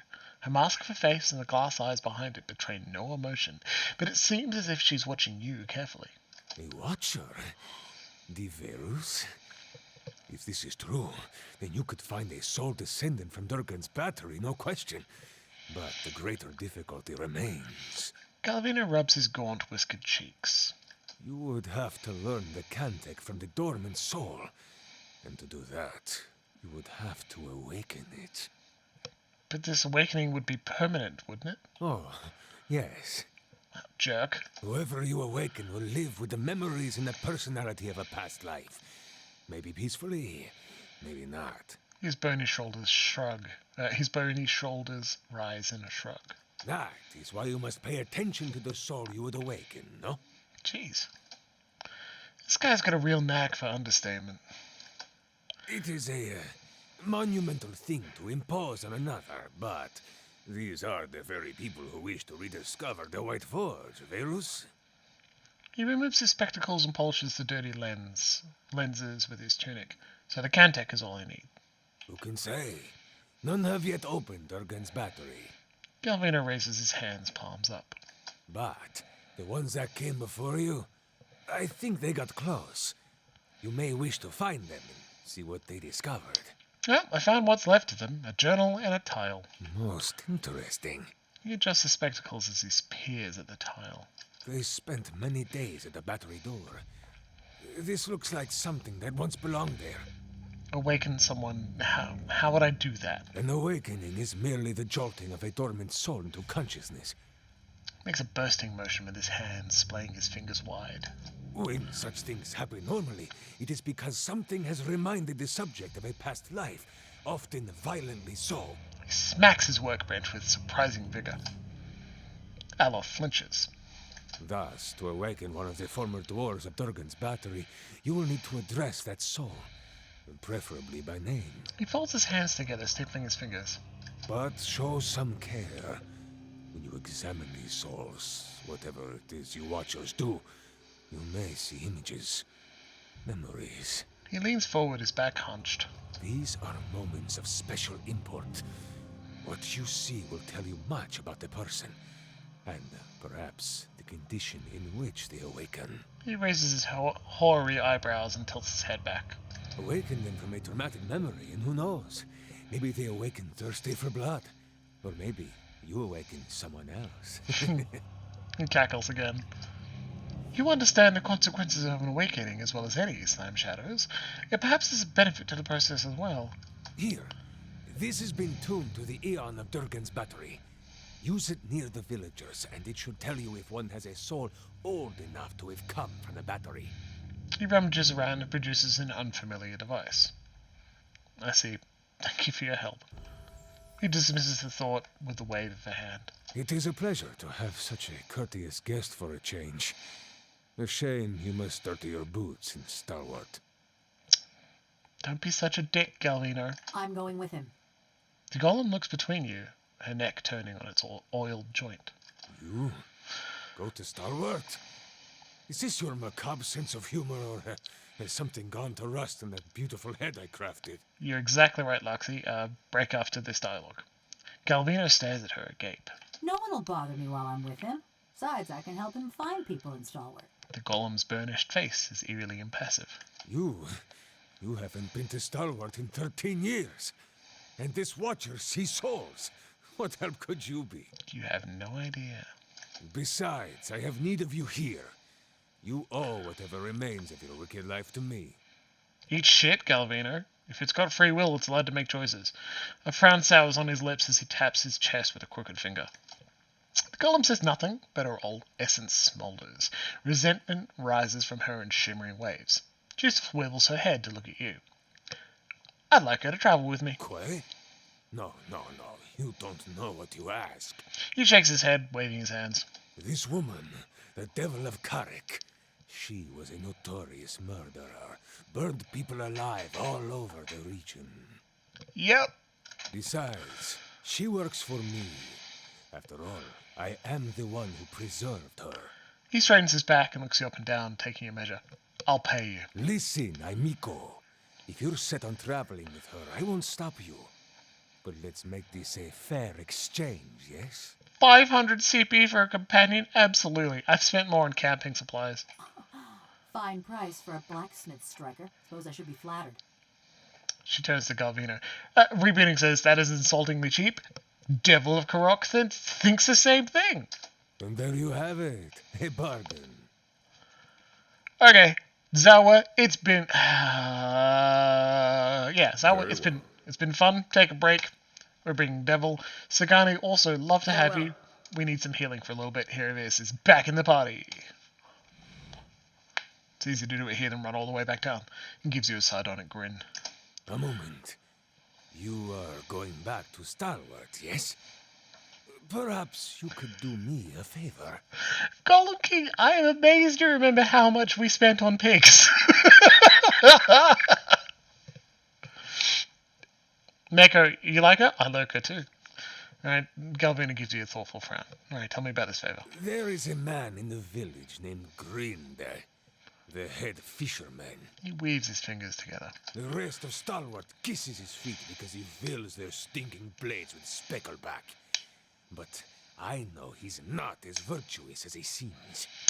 His face crinkles in vicious glee. What exactly do you want me to do to him? Humiliate him, of course. Show his neighbors what he truly is. And let him live with the disgrace. He points vaguely in the direction of the village, his thin arm trembling. He's always been a ripple sponge addict. Just got good at hiding it once his sainted sister died and left him in charge of the fishery. But he keeps a stash in the fishery. Sneaks in at night when the others have gone home, and emerges sluggish and red-eyed a few hours later. I want you to expose him. Go to the fishery after dark when it's empty. Find his ripple sponge and show it to Renengild. Seems like you have a history with Grind. That self-righteous meddler engineered my eviction from the village. He turned them all against me. Yeah, because your experiments are so wholesome. Now I want him to feel the scorn of those mush-brained imbeciles. I see. Do not answer me now. But when you return to that festering eyesore and smell the stink of fish that hangs in the air, consider what I've said. He grins. Besides, you appreciate a good joke, don't you? The Verus, this will be a great one. But be sure to approach the fishery by night, when it's empty. They will give you no end of trouble if they see you stealing during the day. Farewell. Alright, we're going to save our game, have a break, come back in 5 and a bit minutes, okay? So, sorry, we went on 8 minutes more than usual. Not great. We will be back from break at, basic maths, how dare you, 8:43, okay? Okay, we'll see you then.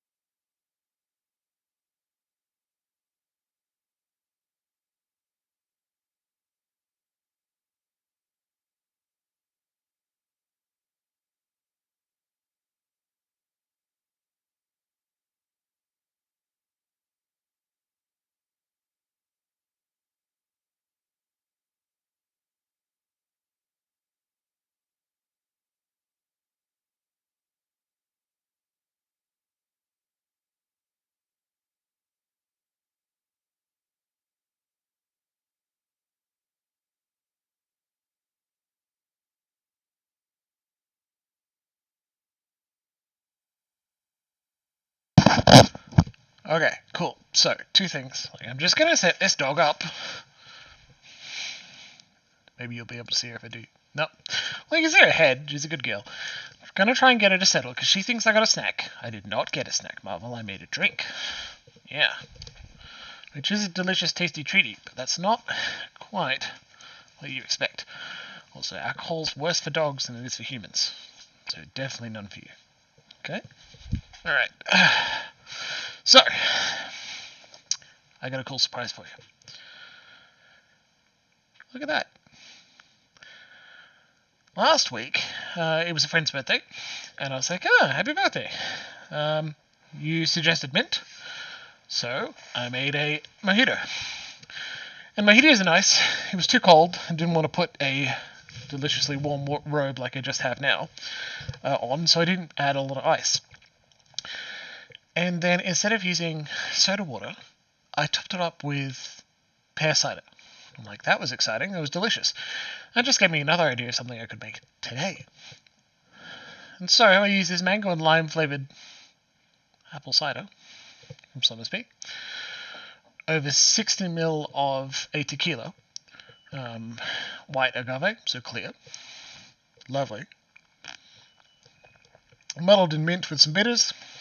Just a little, tiny little bit of simple syrup. And I've got a very sweet, very flavorful cocktail with a mint is forward. And just always dominated by this. I probably didn't need the simple syrup because I didn't expect this mango and lime flavored sparkling beverage would be so sweet. But I'd say it's a pretty good success, to be honest. So I'm going to drink that. It doesn't have a name, and since it's... I also don't know of another minty tequila drink, so it may be a new creation. After a bit of Googling, we'll make sure, and then perhaps name it. Name it the Islamir. Okay, the Devil of Carrick. A murderer? Oh my god. Remember how I kept saying in the original game they didn't have a rogue companion? Well, they fixed that in the expansion. Oh. And in the White March Part 1, you can pick up a rogue who has the race or ancestry of Advanced Construct, which is very cool. Background from the Deerwood as well. 10 dex, 14 might, perception and resolve pretty high, that's interesting. Mechanics, 12. Compared to Aloth, who's got 10. Honestly, I feel like she would have been very useful with disarming all those traps we wandered past. Also stealth 8, so rogue. Bog standard, fantastic rogue, very useful. As a living machine, she's immune to dominated, second, confused, unconscious, charmed, has extra constitution and might, immune to disease and poison effects, can't use food, drinks, or drugs.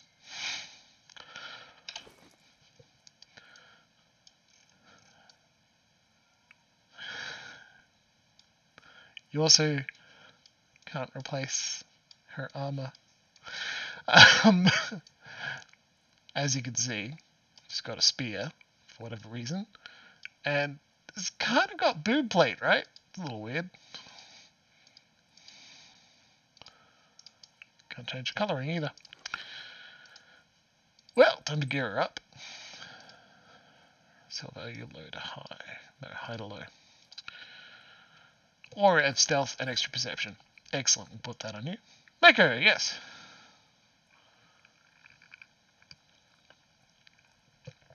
Consider what?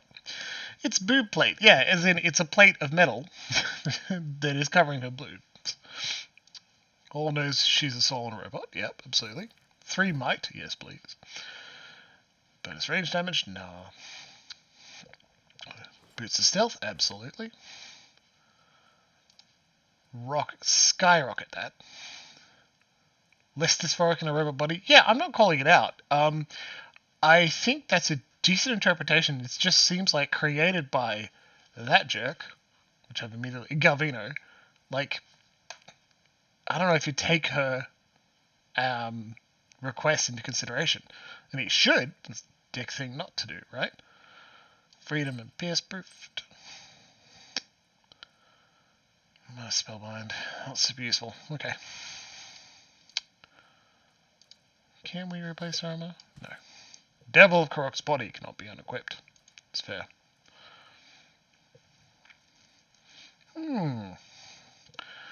Exactly. I like at some point, and maybe it's overthinking it, and I kind of hope it isn't, recognizing the fact that everyone's referred to Devil of Carrick with she/her pronouns. Female soul, right? But they didn't say, yes, but without the physical representation of that, you must now, we're going to force they them on you. That would be shitty. Really glad that didn't happen. It'd be awful.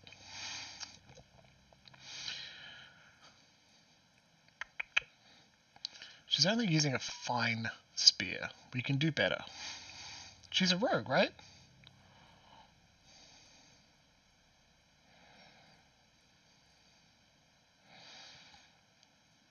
Appropriate. Ooh, unique stiletto.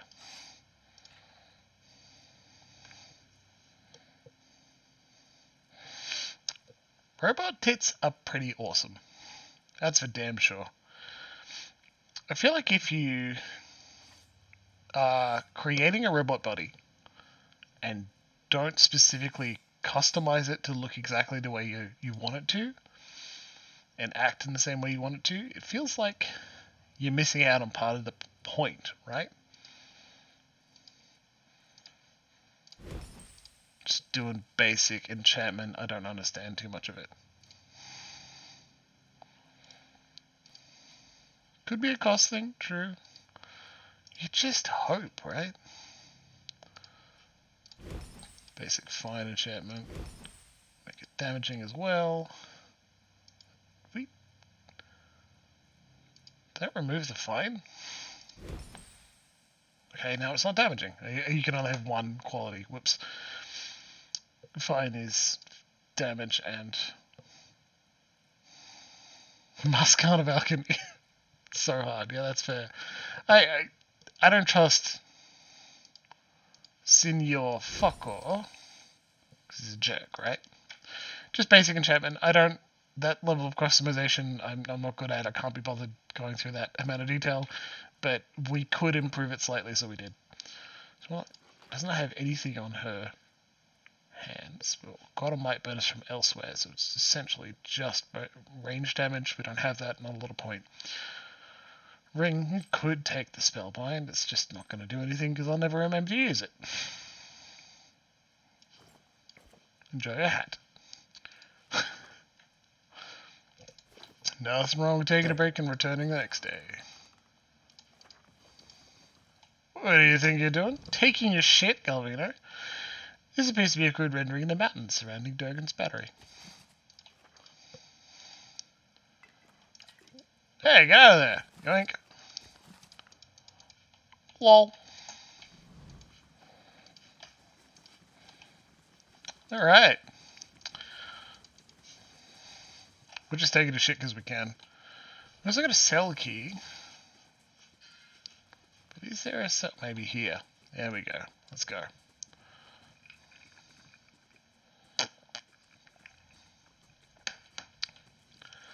Oh, we got levels to give some of our party members. Whoops. We'll do that in just a moment. Right here. Aggressive. Get him. Hey. Alright, level up. Greedy mother.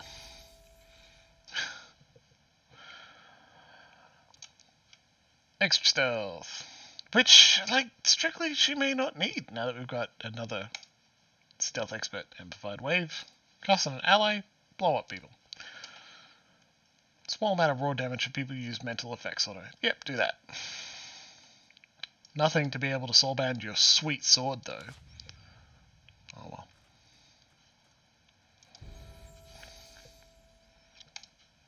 Might as well increase the lore. It's fun, right? Level 7 scrolls now. So if that's 6, 7, 8. Level 8 scrolls and we'll be done. Gurn's be slit tonight with his breath. Summon a dragon. Oh, but knock not on the door of Erdle and Girdle. rise again, signs of add-on.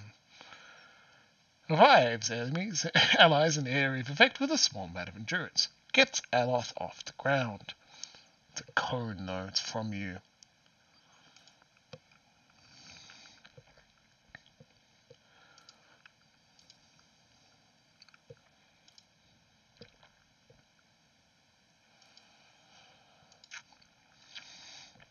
The bride got their ruse and set to make them pay.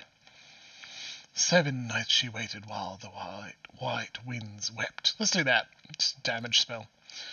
Let's enjoy it. Jeez.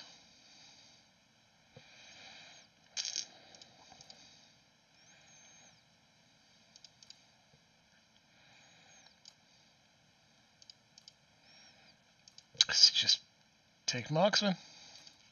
Nothing to strictly make Chanter better. It's a shame. If the door of Erdle and Girdle is a rocking, don't come a knocking.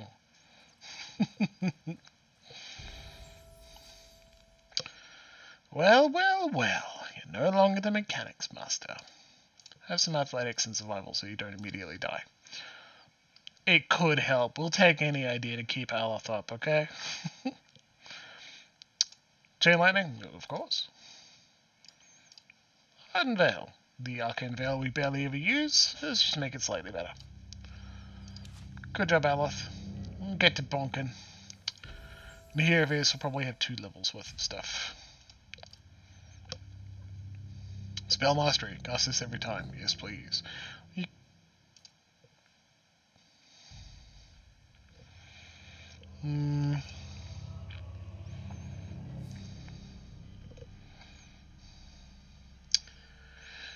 Cast it. I mean, you cast that every fight.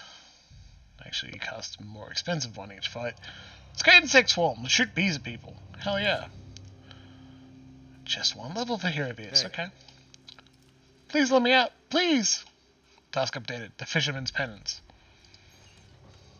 Alright then. Broken construct. Ha! Your money or your life, friend! The tinny voice rises from within the chest of this headless machine.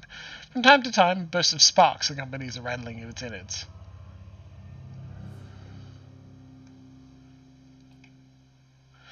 Get a little lost, did we? There's a toll on these roads. 500 copper, you'll have a new set of nostrils to breathe out of. The construct's arms twitch spasmodically at its sides. What are you going to do, kick me? For starters, you regret your jest once you're down in the mud. The construct suddenly lists sideways. That's odd. I swear I had my knife. I've always been very good with knives. It always takes on an edge of panic. Where are my hands? I don't... Where am I? Oh, what is happening? There's a sudden, harsh metallic squeal, and the construct pulses with a fierce light as it lurches towards you. Hey, Devil. Right here. Time to show off your thing. Rogue instantly switches positions with one nearby target, cancelling engagement. Who's in the doorway and won't get out of the way? Slam, get out of the way. That Get him. didn't work. Need to try something else. Okay. Well, the construct exploded.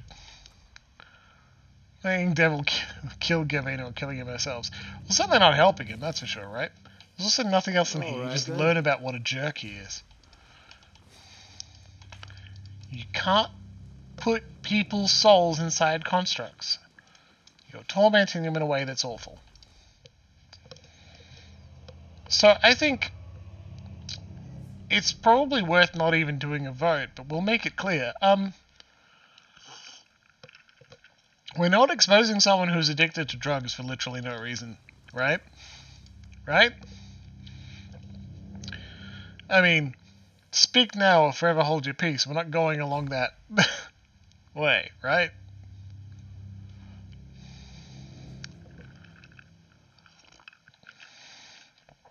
Cool. Hey, I'm sorry about what I said before. About the skin-faced Orlans. Thank you. It's all right. I knew what you were trying to say, and that's why I didn't gut you. I didn't know I was saying something bad. You was really bad, Aloth. I get it. Let's just put it behind us. Now that we're friends again, is it okay if I pet you? For fuck's sake, Aloth.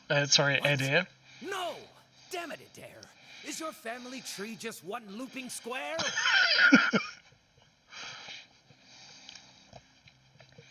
This is why you picked up the cursed sword, isn't it, you idiot? I'll see what I can find.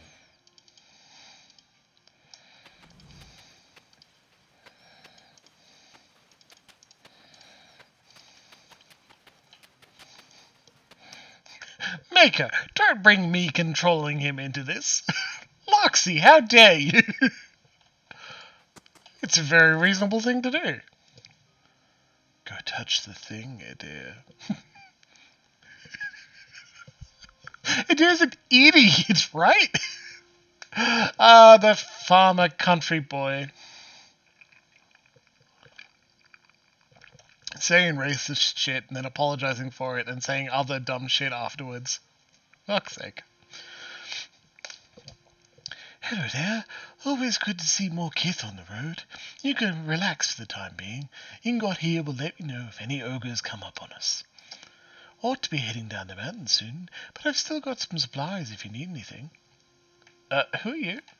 Name's Taragea. I come up to Stalwart sometimes to trade. Nothing fancy like Udrin has, just supplies and ingredients. Came out here to get some air after the raid. Never been much for one for towns. Which way to Durgan's Battery? You're one of those, huh? Just follow the road north and then west across the bridge. You'll know it when you see it. Have a care. Lagerfeth moved into the area not long ago, and I've already made short work of a few caravans. Do you know anything about bandits in the area? Sure do. Most of the caravans have to take the old road down into the pass. A group of bandits set up shop just north of here, before the bend.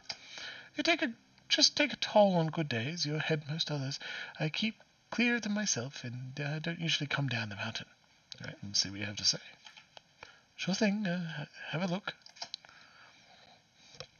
Exceptional. Oh yeah, that sure isn't anything particularly useful. You're totally right, my friend. Let's just sell our junk.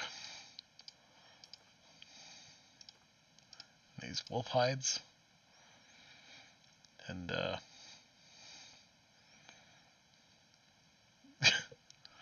uses 100-pound cut.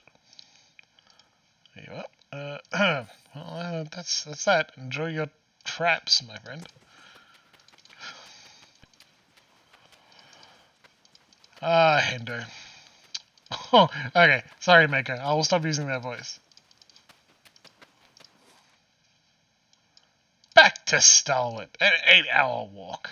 It'll be fine.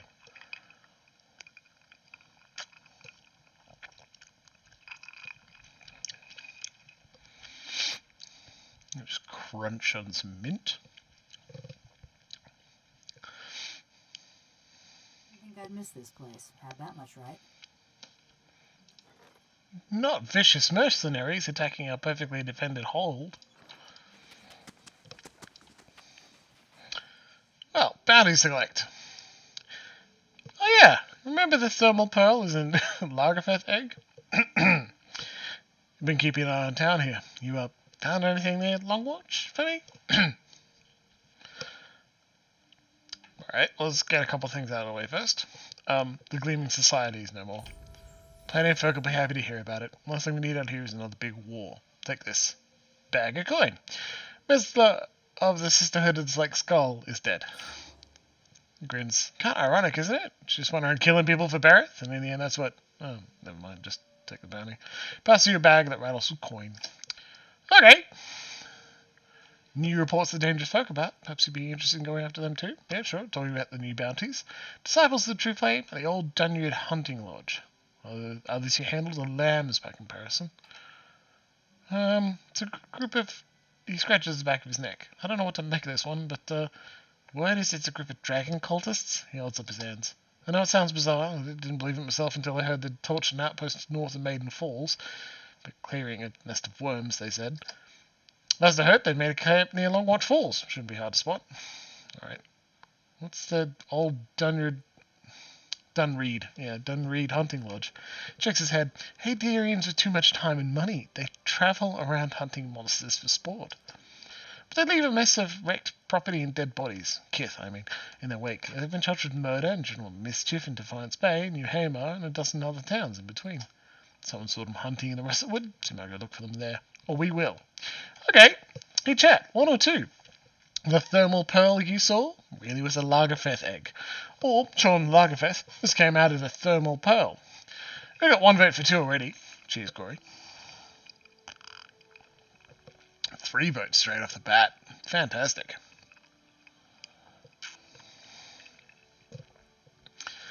Two, but he cannot have. Would he eat a baby?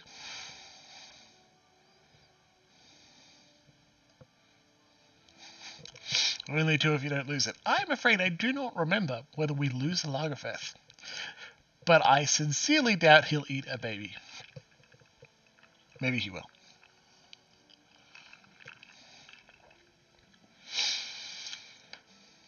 Maybe. Is it delicious? Would he know?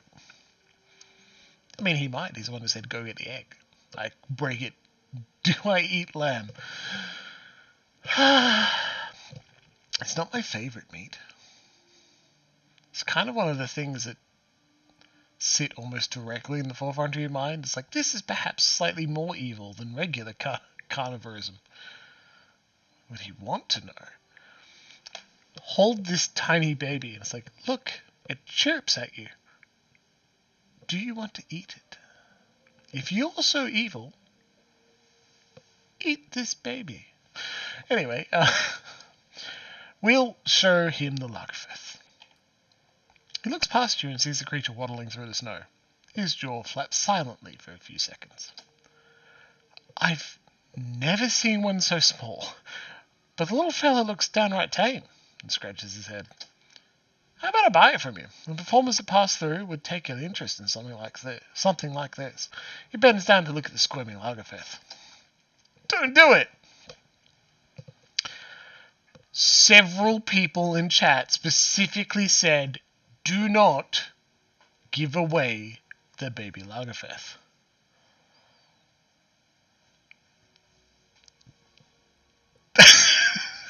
I may have been pausing directly for Golem King to shout out with I'll sell it to you for £500. Also, £500, does that mean you could trade a Devil of Carrick for a baby Lagerfeth?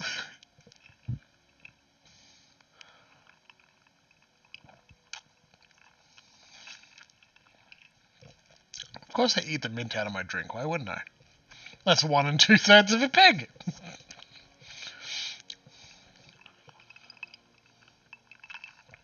I would never trade the devil. She's amazing.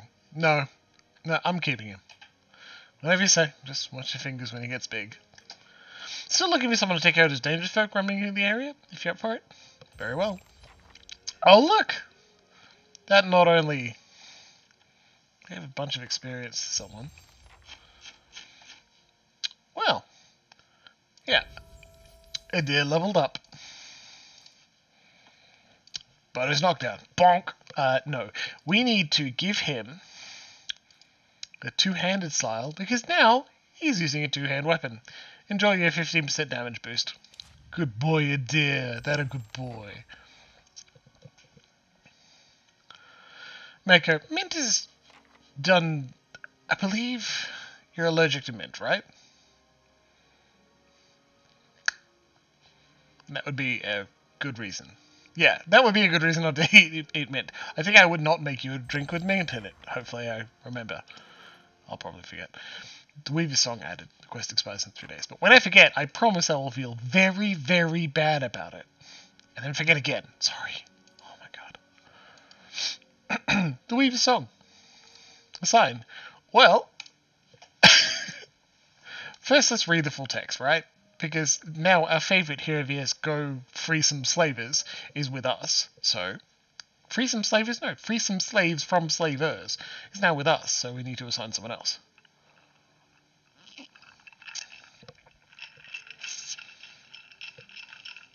Okay. See, that's good, but I can make you non-alcoholic drinks that look and feel like a cocktail. It's not just about the alcohol, it's about making something spectacular, something that someone made for you or you made yourself that you enjoy. And I can do that. The Weaver Song.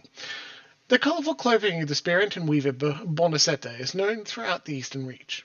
Over a year ago, she was on a trip to Defiance Bay when her ship sank in a violent storm just off the Pearl Coast. Miraculously, many of the passengers survived. Bonacetta's body was never found, and she was presumed to have died. However, a Valian merchant in Defiance Bay recently recognized some of Bonacetta's unmistakable work in an otherwise unremarkable shipment of textiles. He spoke with others and learned that several shipments to different merchants bore the same telltale patterns. Now, many merchants believe that Bonacetta is being held captive somewhere and is trying to communicate through her work.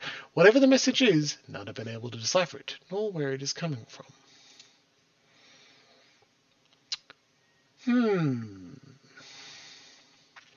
Sagani would do best for this. Go free someone. Do it without shooting up your blood sugar. I'll do my best. I think the idea is we don't make something with a lot of sugar, right? I can work it out. We don't add tonic water because it's got more sugar. We use soda water instead. We make a small drink, not an incredibly large one. A lot of things that shoot up blood sugar in drinks are, in fact, the alcohol. So we use a non-alcoholic drink and it'll be better. Corey's right. Yes, I also make an indulgent coffee that you'll enjoy. It's soda water. Look, I will solve this for you. Don't worry. But every time you tell me something you don't enjoy or you're allergic to, you're helping me find a more appropriate answer. It's a good thing. Loxy, I hope the popcorn you had for dinner was entirely enjoyable and it was worth it. Honestly, I get the power bonus when people give in to temptation of some sort around me. Whenever that happens, I get a small power boost for a little while. So what I'm gonna do is like find something you may think, oh, this is enjoyable, and then you go, yes, that's how I get power. Hey, Fiera! You look like you've been in the wilds. You see my wagon out there? He raises a mug. She raises her mug. I found your You've goods. saved my hide. I can't thank you enough. But I hope you'll take this. She rubs her hands together. Fair enough. I'll take my reward then. Here, as promised. Thanks. Thanks again. With a little luck, I'll trade these blizzards in for a sea breeze soon enough. Quest complete. Hey, Frick, we'd like a nap. Warm your hands, eh? What can I do for you? Read his soul. You see a room, dark and damp. A cellar. It looks like part of the inn rather than an old fortress. Through Hayfrick's eyes, you admire rows of gleaming bottles, recently dusted and polished. As you step back from the shelves, you look on with satisfaction at a pressure plate concealed in the stone floor. You got the look of someone with his teeth around a secret. Her cold fingers are locked around your arm. Her black eyes search you. My, but it's gotten warm in here.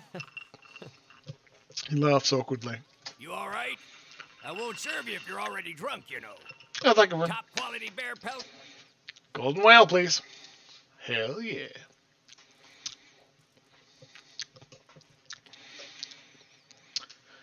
Corey, I think you're on the right track, and I'd like to order some ribs at some point. I'd also like to smoke my own ribs.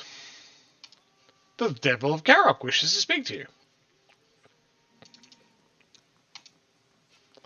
Didn't think there was anything more than lice and hoarfrost to these folk, but you had a look back there. What do you find when you're rooting around like that? Hey, chat. What do you want to choose?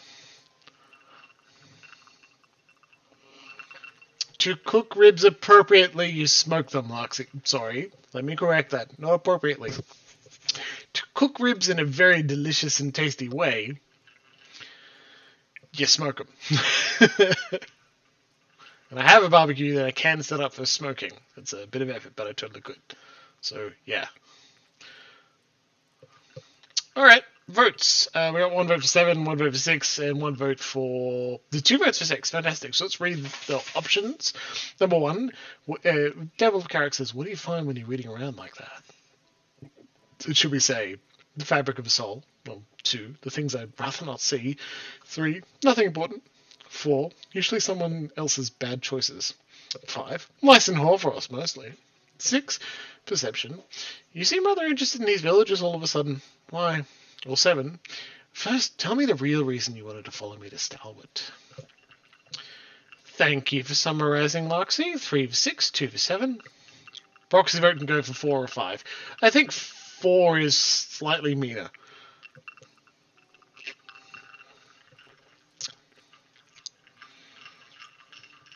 $22 for a pint of Ben & Jerry's.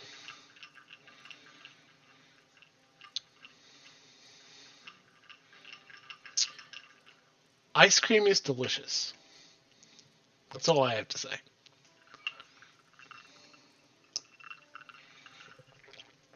A pint is not a tiny amount of ice cream, though. Like, that's pretty good. Not good value. $7 for delivery cost, like, it seems high, but also that delivery is a massive, like, convenience, and an important convenience. Accessibility for some people too.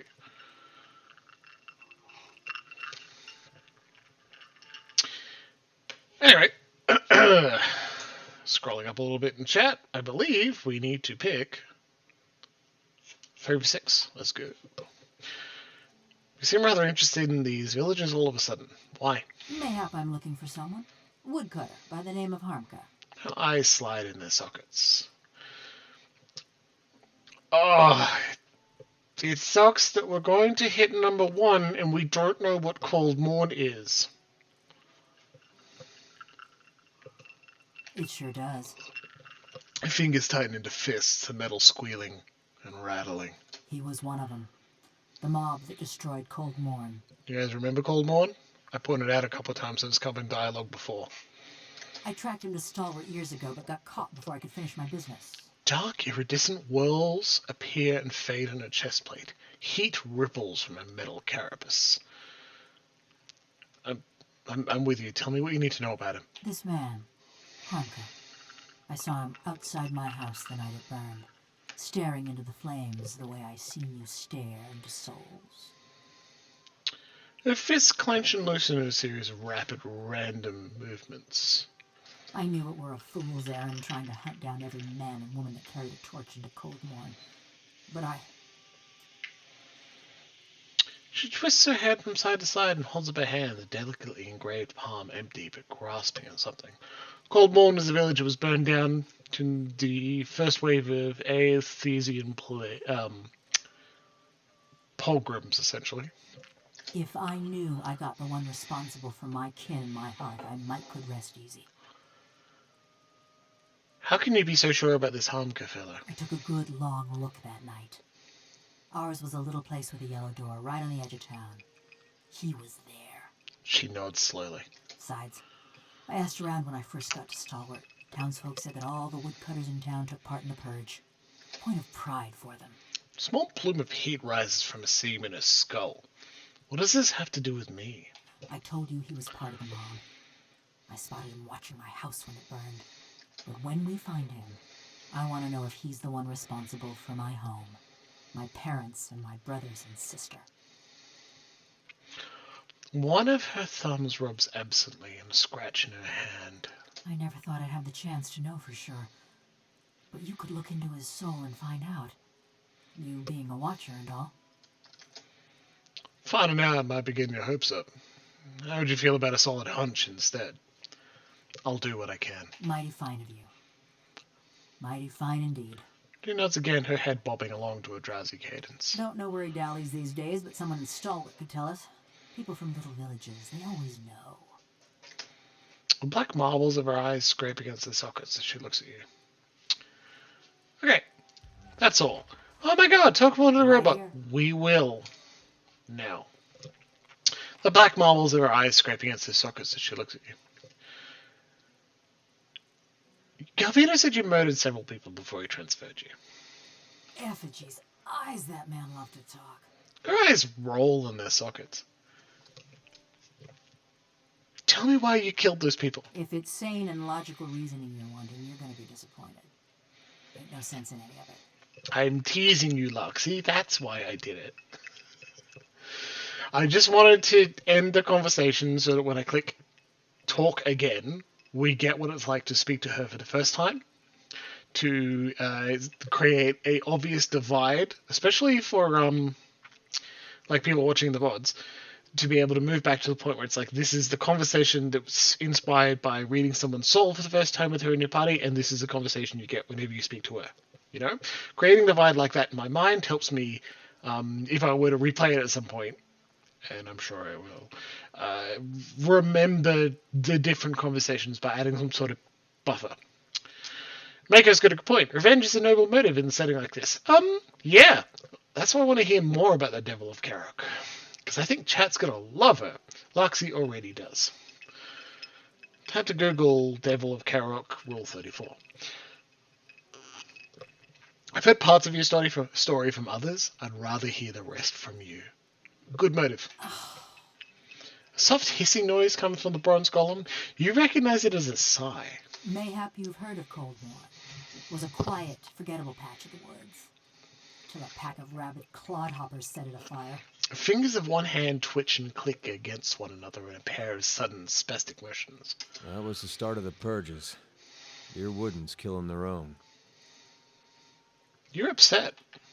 A sudden burst of heat flares from her seams as her essence surges and boils. A farmer on the other side of the mountains woke up one day with his head all aflame and took it for the gibbering speech of his god.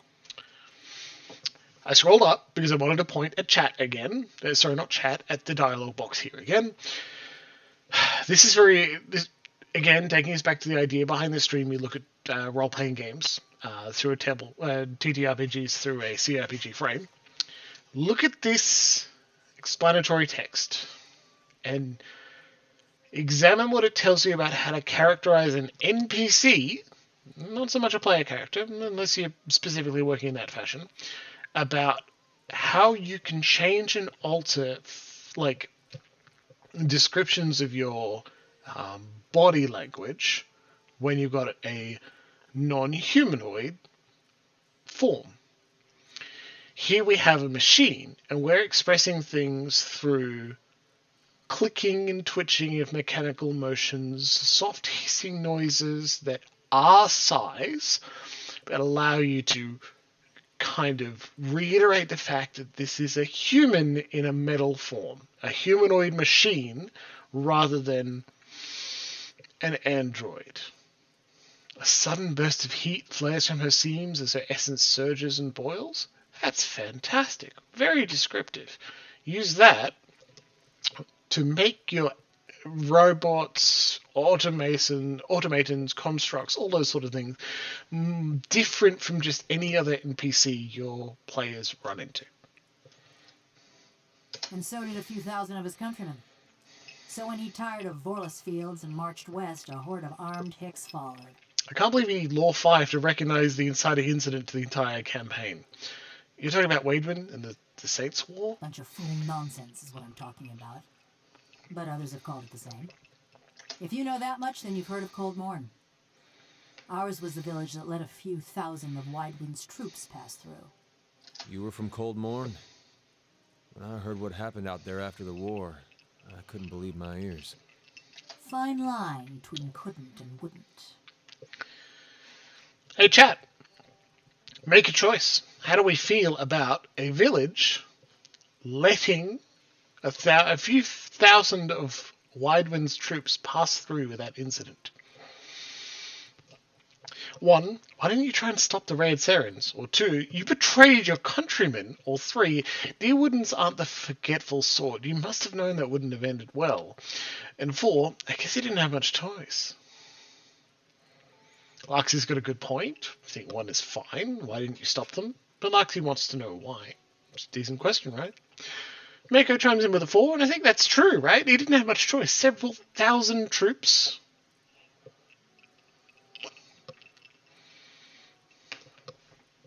You know, what can you do? How big was their village?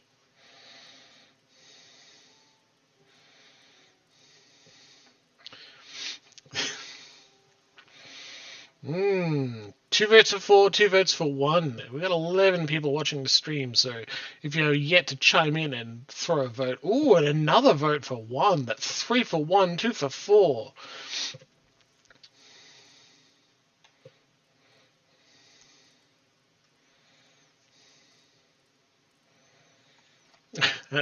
One has, Corey's vote has been knocked back to 1. Okay, that's very true. So now we have like 4 votes for 1, I believe. That's a pretty good solution. Let's grab number 1. And let me voice Slam Shadows in a way that won't influence the game, but at least we can all feel better about it ourselves and say, why didn't you try to stop the Raid Sirens? They had us clean beaten numbers. Even bumpkins like us figured that. Just look at Mercy Vale. They fought back. And now there ain't one stone standing atop another in the whole village. She sweeps one bronze palm across another, metal screeching. Besides, we asked the Duke for help. Told him Widewind's troops was coming through the mountains. Seems he had better uses for his soldiers. She crosses her arms over her plated chest. So we let Widewind's soldiers pass. Left him for the Duke to wrangle on his own terms. You hear a soft clank as she flicks her wrist. So Cold Morn was purged in retaliation. Was after the Godhammer made a fine grit out of Widewind, when Deerwoodens were running on rage and looking for something to burn. You catch glimmers and glints at her seams as razor-thin wires pull tight within her body. They came at dark. Hundreds of folk. Every one of them mourning someone lost in the war. A dry chuckle ticks in her throat. Must have decided it was our duty to escort their dead back to the wheel. They didn't light their torches till they had us surrounded.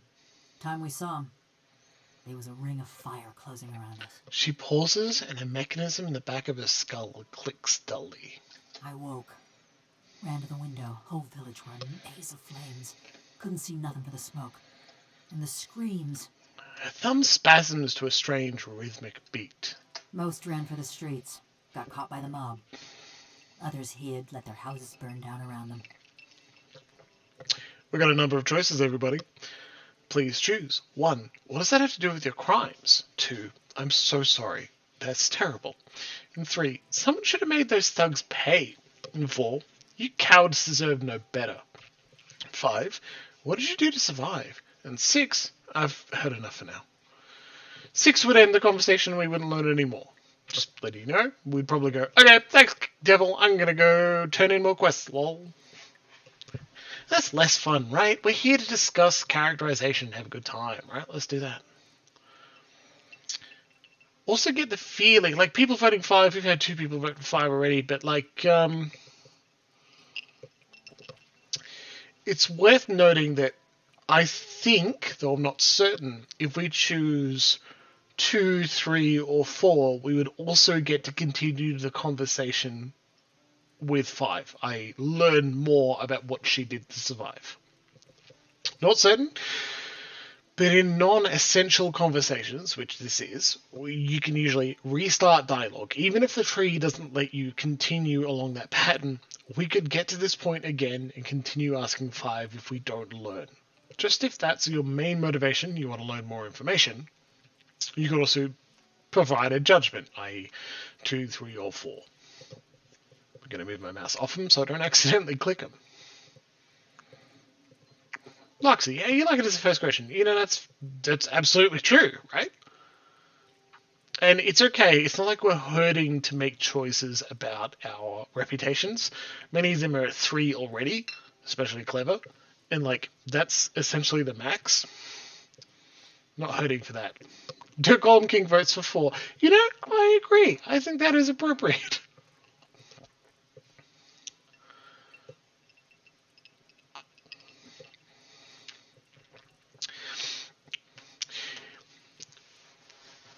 We added more power to Luxie.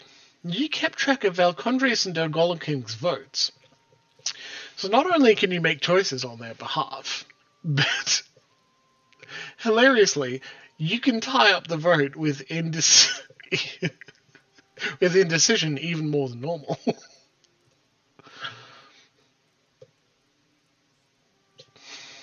Laxi holds proxies. Maker, I agree with 3 in this particular circumstance.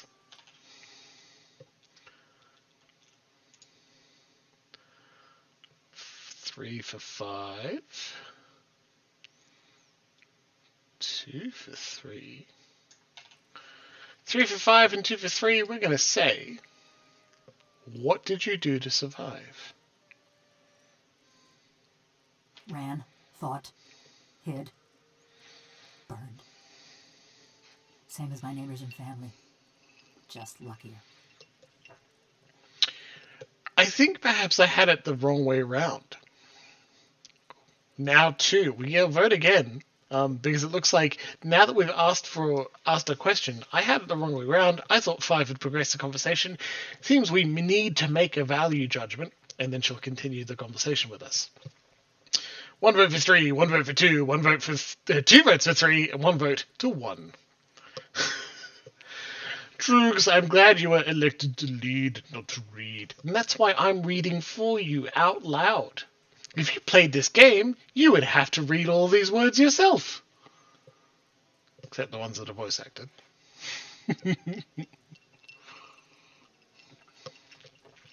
You got 3 votes for 3. We're going to choose number 3. Someone should have made those thugs pay.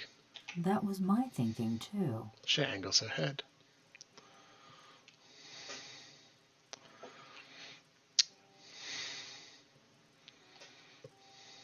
Luxie, you will find out what the devil did soon. Okay, so now we have to say, what does that have to do with your crimes? You said yourself that someone needed to bring the hammer down on the scum that raised Cold Morn. Correct.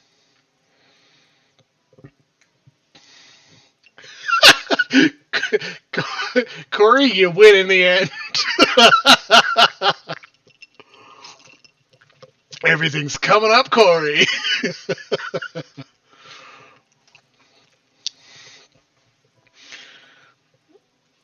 Maker says votes for 2, and I think that's a good point. These ones aren't really value judgment. Yeah, I think these are dialogue trees, but they don't affect anything other than what they say next, so I'm going to go with 2. But you only killed people who attacked Cold Morn, right? Sure. Her voice is flat and as expressionless as her face. You want me to tell you straight? I found the men and women what destroyed my village, and I burned their houses down around them. Not quite what she said, Maker. So she didn't. Did she? But you only killed people who attacked Cold Morn, right? Sure. Sometimes they was alone, and sometimes they wasn't. She shrugs.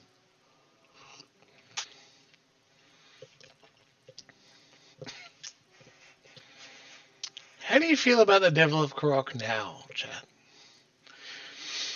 1, 2, 3, 4, or 6, because we've already chosen 5, right? 1.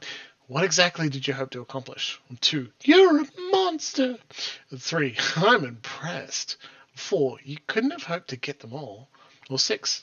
That's pointless.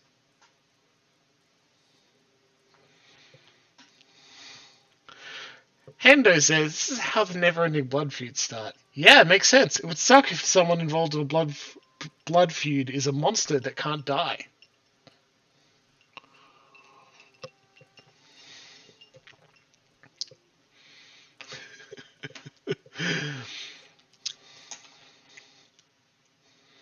One or 4.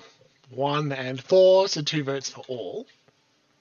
2 votes for 1 and 4, both of them. We need a tiebreaker. Someone shoot up an answer for us here. You're a monster!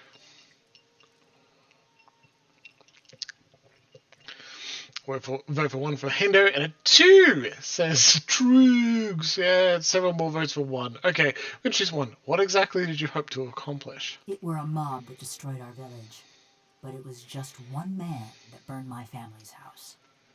She pauses. Kept hoping I'd get to him as I was working my way through the rest of those maggots. No matter now, I suppose. The sigh rattles out of her bronze skull, but her essence whips and twitches, as restless as a cat's tail. And that's the backstory. We've returned to the first option in dialogue tree. Now we know. You and Galvino had an unusual relationship. Only kind to have with someone like him. Or me. She crosses her arms. You resent him. No other way to feel about the man who flayed my living soul. Metal squeals as she shifts her folded arms. So at least, like, the devil agrees that he's a bit of a dick. Did you ever consider murdering him? Every day. He just kept putting it off. It's not like either of us was going anywhere. Alright. How long have you two known each other? Around about 13 years. Too long, you ask me. He claimed he made you? He'd spread butter on bread and claim he made something. Never been accused of modesty, that man. Her eyes roll wildly. He managed to stuff my soul into this heap of bronze, true enough. Maybe that makes him a genius. Also makes him a son of a bitch. She drums her fingers along one scratched bicep.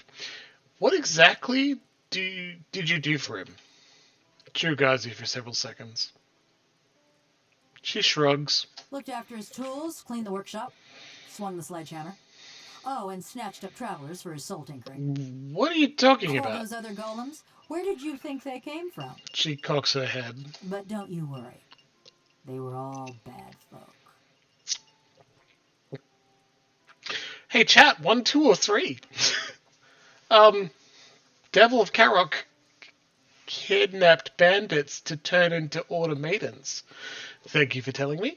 Or 2, that's terrible. Or 3, fine by me.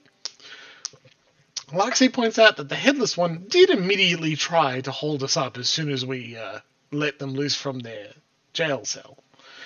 I think we can all agree that what Galvino did to those people is pretty shitty, right? But how do we feel about the person who kidnaps them? 3 votes for 1. That's pretty convincing. Unless we get a few people shouting through right now, I think I'm just going to hit 1. Ooh, 4 votes for 1. Very good indeed.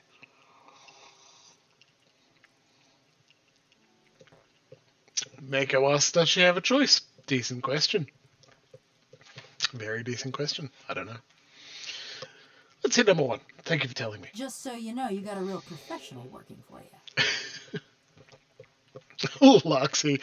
Please, I wish... I know there are chatbots that do this. I don't have one, but it would be very funny to have a bot that records quotes. Because Loxy's... But I don't know about the internal imprisonment in disintegrating shells as far as restorative justice techniques. Should be on a quotes list somewhere. That's fantastic. Alright, let's talk about someone else. Yeah, I've had enough of him too. She drops her arms, relaxing her posture. Pat Durgan's battery. Just because I'm made of metal don't mean I got any special fondness for smiths and forges. She flicks the bronze of her forearm, producing a dissonant ring. Do you know anything about it? No more than what Galvino already told you. Alright, any thoughts on which villages I should check? As long as we get to Harmco, we can search whoever you please. Let me know if you need someone in a chinlock. You've a rare eye for talent, Slam Shadows, says Alof. Do you remember any of the other expeditions that came to Galvino? Nothing specific. Everyone looks about the same when they got their fingers up their noses. I don't know if I agree. She pauses thoughtfully, then her head snaps forward in a tiny quick movement of realization. Only the last group, one before you, there was something different about them. 3 of her fingers clench and spasm. Couldn't put my finger on it, but they was dangerous. Almost felt the hair on the back of my neck. She runs her hand along the smooth, segmented bronze of her neck. Ain't felt that way about anyone else walking through Galvino's door, that's for sure. Never mind. Murder, tracking, and the best materials for kindling. Those are more my area of expertise. You don't have any skill points in survival, so I don't know if I believe you there. At least on the murder. What was your life like before the Saints' War? There weren't much to say about it. By my reckoning, that means it was pretty good. She nods thoughtfully. Ma was a trapper, taught me to set snares and dress game. I point again at your survival skill, being 0. Dad was a tinker. I never had his patience, but it was fun to watch him work. My brothers and sister, they was good folk too. Part of me's glad they ain't here to see me now. Her face is as blank as ever, but her essence ebbs and rides. She turns away. The Weaver song completed. We read this before. Let's continue. Sagani found surprising resistance to inquiries regarding the whereabouts of Bonacetta. Whoever had taken her wanted to keep her location a secret. At the behest of the Duchess of Spirento, a team of Valian cryptographers attempted to decipher the fragments of Bonacetta's weaving messages. In turn, they communicated those leads to Sagani. After several brutal fights against well-trained mercenaries, Sagani reached Bonacetta's prison, a weaving house near Girara. The Valian textile company that had abducted her was immediately cast out of all the Valian republics, great and small. Thanks for saving her, Bonacetta wove an enchanted cloak for Sagani's journey back to Cadnua. 5 to all defenses, 30 max endurance, and damage reduction. That is a fantastic cloak. Made her a rogue and gave her a build that doesn't work at all for a rogue. Yeah. Hate to be a dick about it, right? I don't like just judging people's stats, but high might, like lowish dex, right? That's not amazing. But high might is fantastic for a rogue. Because it means those, like, again, she's got +5. She's got +3 from the girdle, but high damage on those sneak attacks is absolutely fantastic. It's just the low dex that's weird. Nearly every other video game, dex is key. You need it. It's the action speed. But she's got 40% less recovery speed wearing heavy armor by default. She's not strictly a sneaky, dexterous rogue. In D&D, she wouldn't work particularly well. In Pillars, she does. Because she's allowed to use might. And her stealth skill isn't affected by her dexterity. The con's useful. Again, it's only 11, it's not that high. It's the 16 perception that's quite high. It's pretty weird. It's just that also gives you accuracy. So her really powerful main hits actually work. Resolve is a little weird to have it as 15, you know? Like, that's just saves. It is very weird for a rogue in D&D terms. And again, the game designers of Pillars aren't helping themselves by calling them might, that's not strength, but con, dex, perception, intelligence, and resolve. It's close enough to the standard 6 that makes it interesting. And it makes you have assumptions that don't quite work. But, I like it. I like that she has sneak attack. Yeah. Hey. Well, let's turn in some more quests. Jeez, we've had a good time tonight. We talked to Zawa for a while. We talked to the Devil for a little bit longer. Given Zawa and the Devil of Caroc are both expansion characters, I'd like you to think and compare and contrast them to the characters in the main game. And see if you can see that iteration loop to say that someone has spent more time examining these characters and making them fit into the world they're building. You know, because that iteration that says editing, going over your work, and having a V2 or another go at it could have interesting load effects. I'm giving you a compare and contrast assignment. Please take a look again at the first name of the channel. Good thing I'm freshly greased. Oh, Devil, you're always going to be greased around me. Tell you. Uh-huh. Steal the fish. Steal the stuff. The one that got away. What?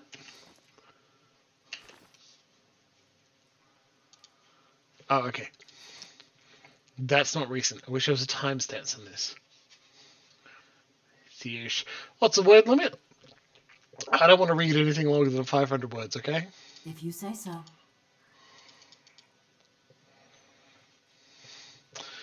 Corey, that's fair. Didn't do your homework in high school, you're not going to do it now? Look, I can't make you do it. I gotta tell you, extra credit is really interesting when I'm involved. But I'm still not going to make you.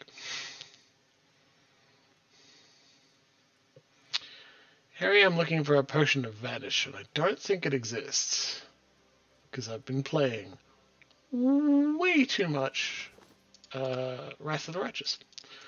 Way too much being exactly the right amount.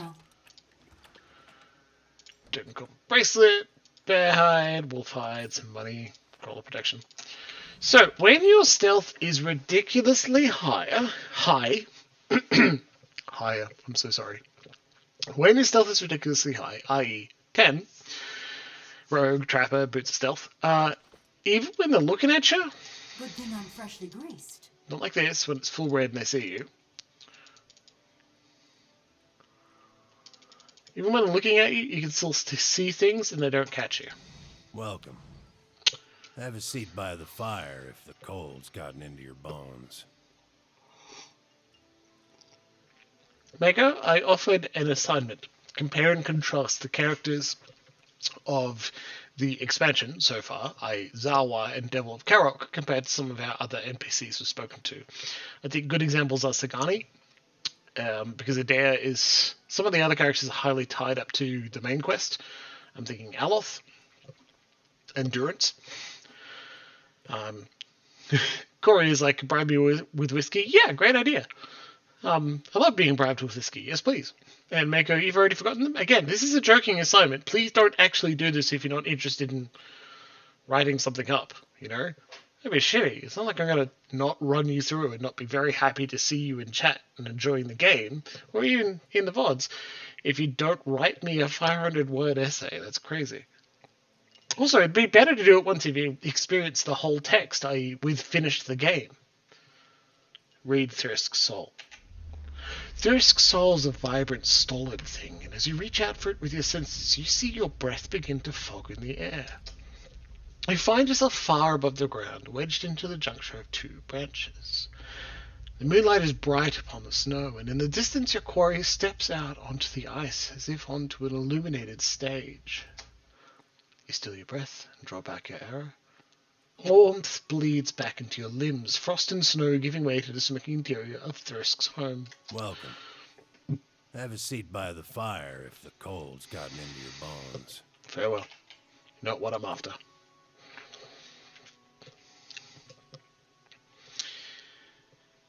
It's fun to pretend to give out writing assignments, but maybe Maker's got me a little worried, and I want to state, you don't have to do assignments. We make jokes. I was just looking. Ultimate Might, Constitution, Simpleton. Intellect and Resolve. We could put that on our rogue. Two Perception. No, sure, already got a good one. So Ring of Deflection I'm after.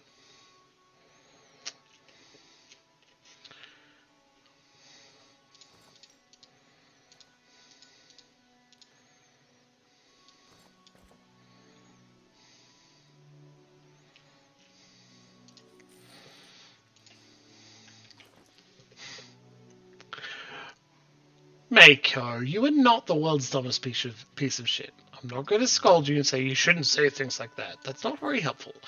But I certainly believe you're not. Honestly, I think these Ray and his Van Braces is better than the accuracy, so we'll just do that. You also need a different ring, which is why I bought it. I also can't do literary analysis. I failed university twice. I've been told quite firmly I am to stop calling myself stupid, and I believe it. I'm happy to do that. Yeah, Devil now has a number of defenses, and she's probably better off than some of our other people we haven't looked at. You like the druidy dude? That's what I get for asking directions in the middle of nowhere. I've got a treat for you, friends. I didn't expect to see Manaher yet, but we have, so we're going to spend the next bit of time talking to our next companion.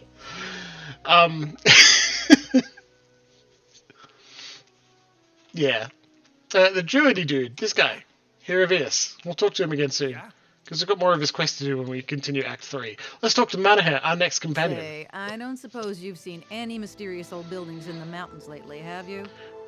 Amorma wears some sort of assortment of bangles, bands, cuffs, and chains as thick as armor. She watches you with a raised eyebrow and eyes gleaming with mirth.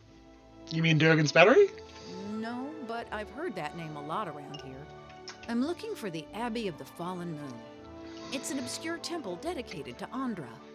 Why are you looking for the Abbey? I'm a gift bearer. My job is to gather tokens of things people want forgotten and surrender them to the Lady of Lament. Best place to do that is the Abbey of the Fallen Moon. Gift bearers usually dispose of tokens in the sea. Why are you going to the Abbey? Well, you throw some things into the sea and maybe they wash up on shore one day. And if it makes you feel any better, I've done this exact same thing to Mako before. Gotten economics and accounting wrong to her face, which is kind of embarrassing. Think about it this way. Yeah. But you want something really good and forgotten, you take it to the Abbey. What kind of tokens do you take? Anything that represents a moment or a memory someone wishes to leave behind. Well, love notes, awkward family heirlooms, bad poetry, the kinds of things you want to forget. So what are you taking to the Abbey now? The Abbey's all about forgetting. Wouldn't be much forgetting if I told you about it, would there? True. Perception 15. The smile falters briefly. I see. I might be here a while. Half the villagers have never heard of the Abbey, and the ones that have, no one knows where it is. Alright. So I'm trying to think of this as an extended holiday in a remote mining village that smells like fish. I've got business in the region. We could travel together. You won't regret it. I've got a lovely singing voice. Look at us! Filling out the roster. So, it's tradition. We have a new party member join with us for a bit of time and have a good time. Now, what slot in the party? Mako asks, have we got another fucking chanter? No, I'm happy to tell you, every companion has a different class. So, fighter, cipher, us, a chanter, wizard, rogue, druid, ranger, chanter. He's a companion, he doesn't count as different to us, okay? That's just our choice. Priest, paladin, monk. So Manaha is a barbarian.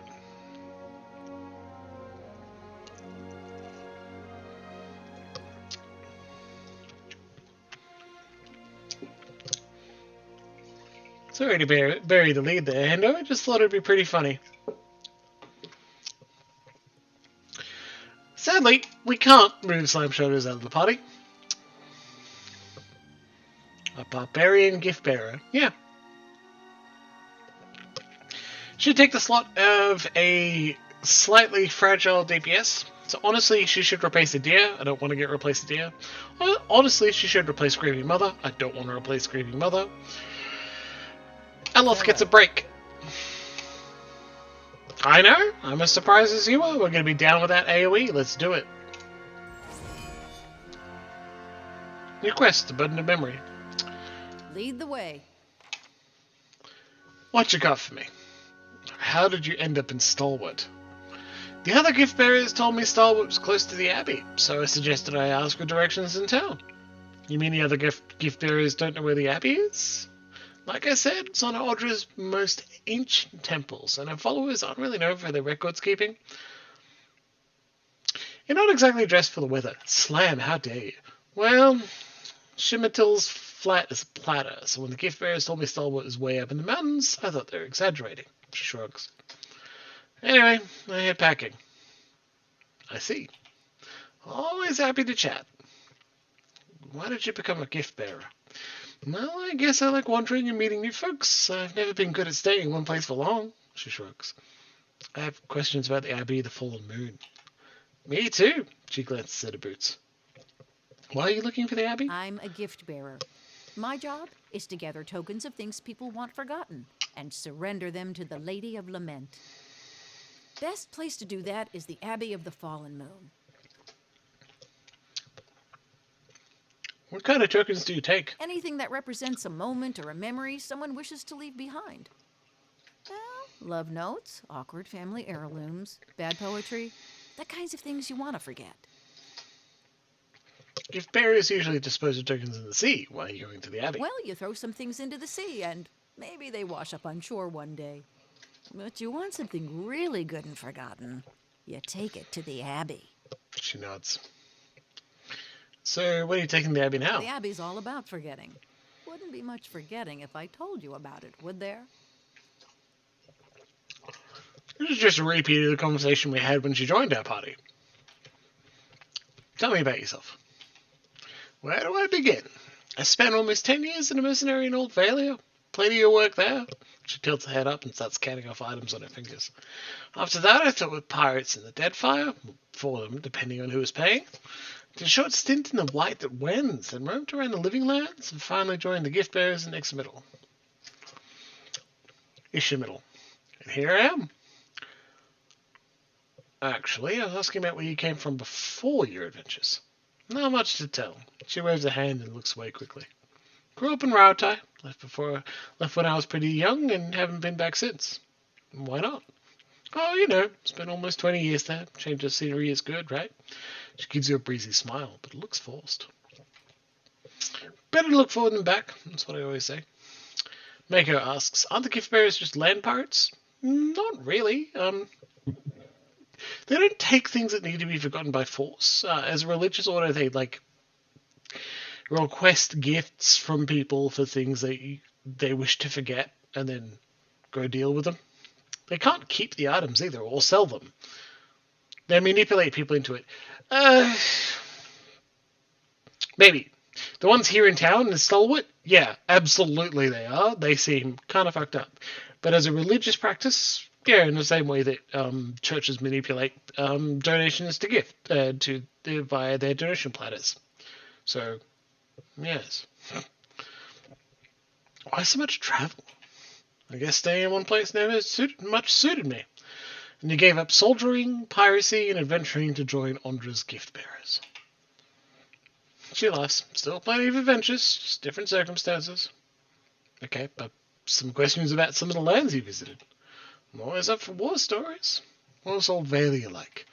Grand. Skirmish every day and a feast at another compter or Marchesas Keep every night. Those were good, carefree days.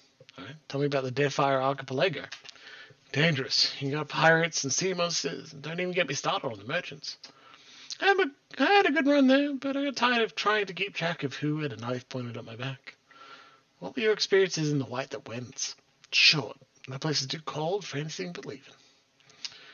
I'm curious about the Living Lands. Oh, no, I messed that up. Tell me about yourself. And the lands you visited. Curious about the Living Lands. She laughs. Most folk are. Even after 10 years there, it feels like I just saw the edges of the place. You can start the day in a desert and find yourself in the middle of a jungle by nightfall. Everything there is just a little bit wilder. Goes for the folk as well as the creatures. Part of me misses it still, but you wake up every day knowing it might be your last. I've stayed lucky longer than anyone has a right to expect. So, Manaha. Huh? Seems to have a real short dialogue tree, right? We learned a lot about curious things to the Devil of Carrick, but we got nothing from her. That's interesting. Let's see how it turns out, huh? Living Lands is essentially Fantasy Australia, yes. And Manaha comes equipped with some cool light armor. As a barbarian, she can't wear heavy, a cloak that does nothing, and some fine weapons, but not very good. But as a barbarian, she needs good weapons, so let's give her some cool stuff. She's currently using a battle axe. Do we have something else that'll suit? Let's see. She really deserves to use the greatsword. But we're not doing it. That's grieving mothers. A club? Maybe.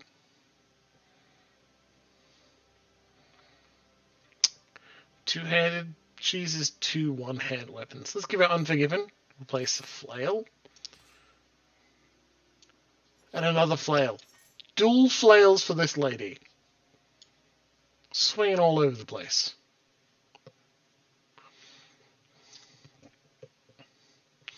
Fine speed healing bonus. Movement speed, extra healing received. That's not that great.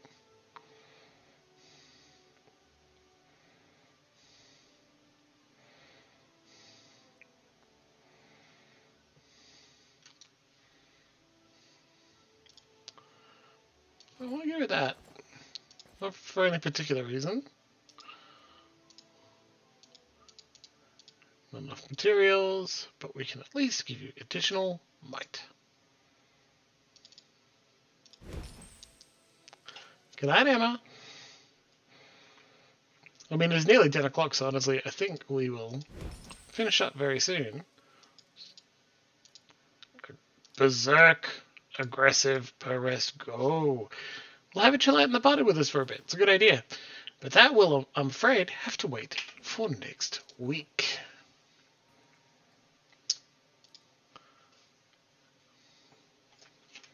There's our party. We're going to have a good time real soon.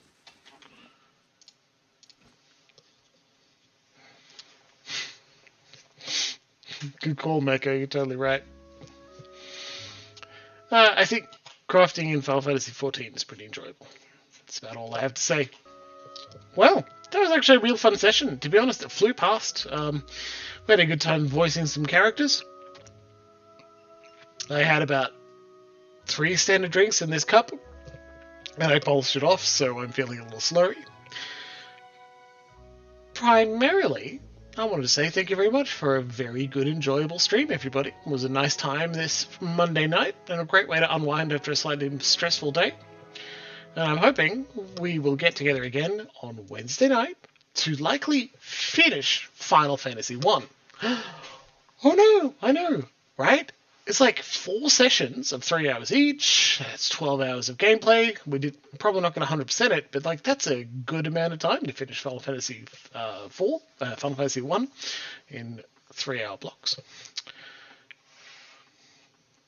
Hendo, yeah, it was good to have you. I'm glad you could join live. And a real good time with all of you. It's a fantastic, lovely community where we shit on poor religious practices and tell off entirely fictional mad scientists for being jerks and have a good time doing it. Unless you choose to bail on Tabletop, which is a maybe. You make the choice that's right for you. If you're with us, I'll enjoy your presence. If you have another game, well, I hope it's a really good one. Loxy says, finish the first Final Fantasy. What on earth will we have to follow that with? Mako and Corey, I don't know if I'll play Dragon Quest or Star Ocean again. It's pretty clear I'm a fanboy of a particular JRPG, and I don't like JRPGs in general. It's just that several of them have been very good. Is there a pixel remastered version for Star Ocean? Or Dragon Quest? I shouldn't say that. I think there probably is one for Dragon Quest. It's still really popular. Uh-oh.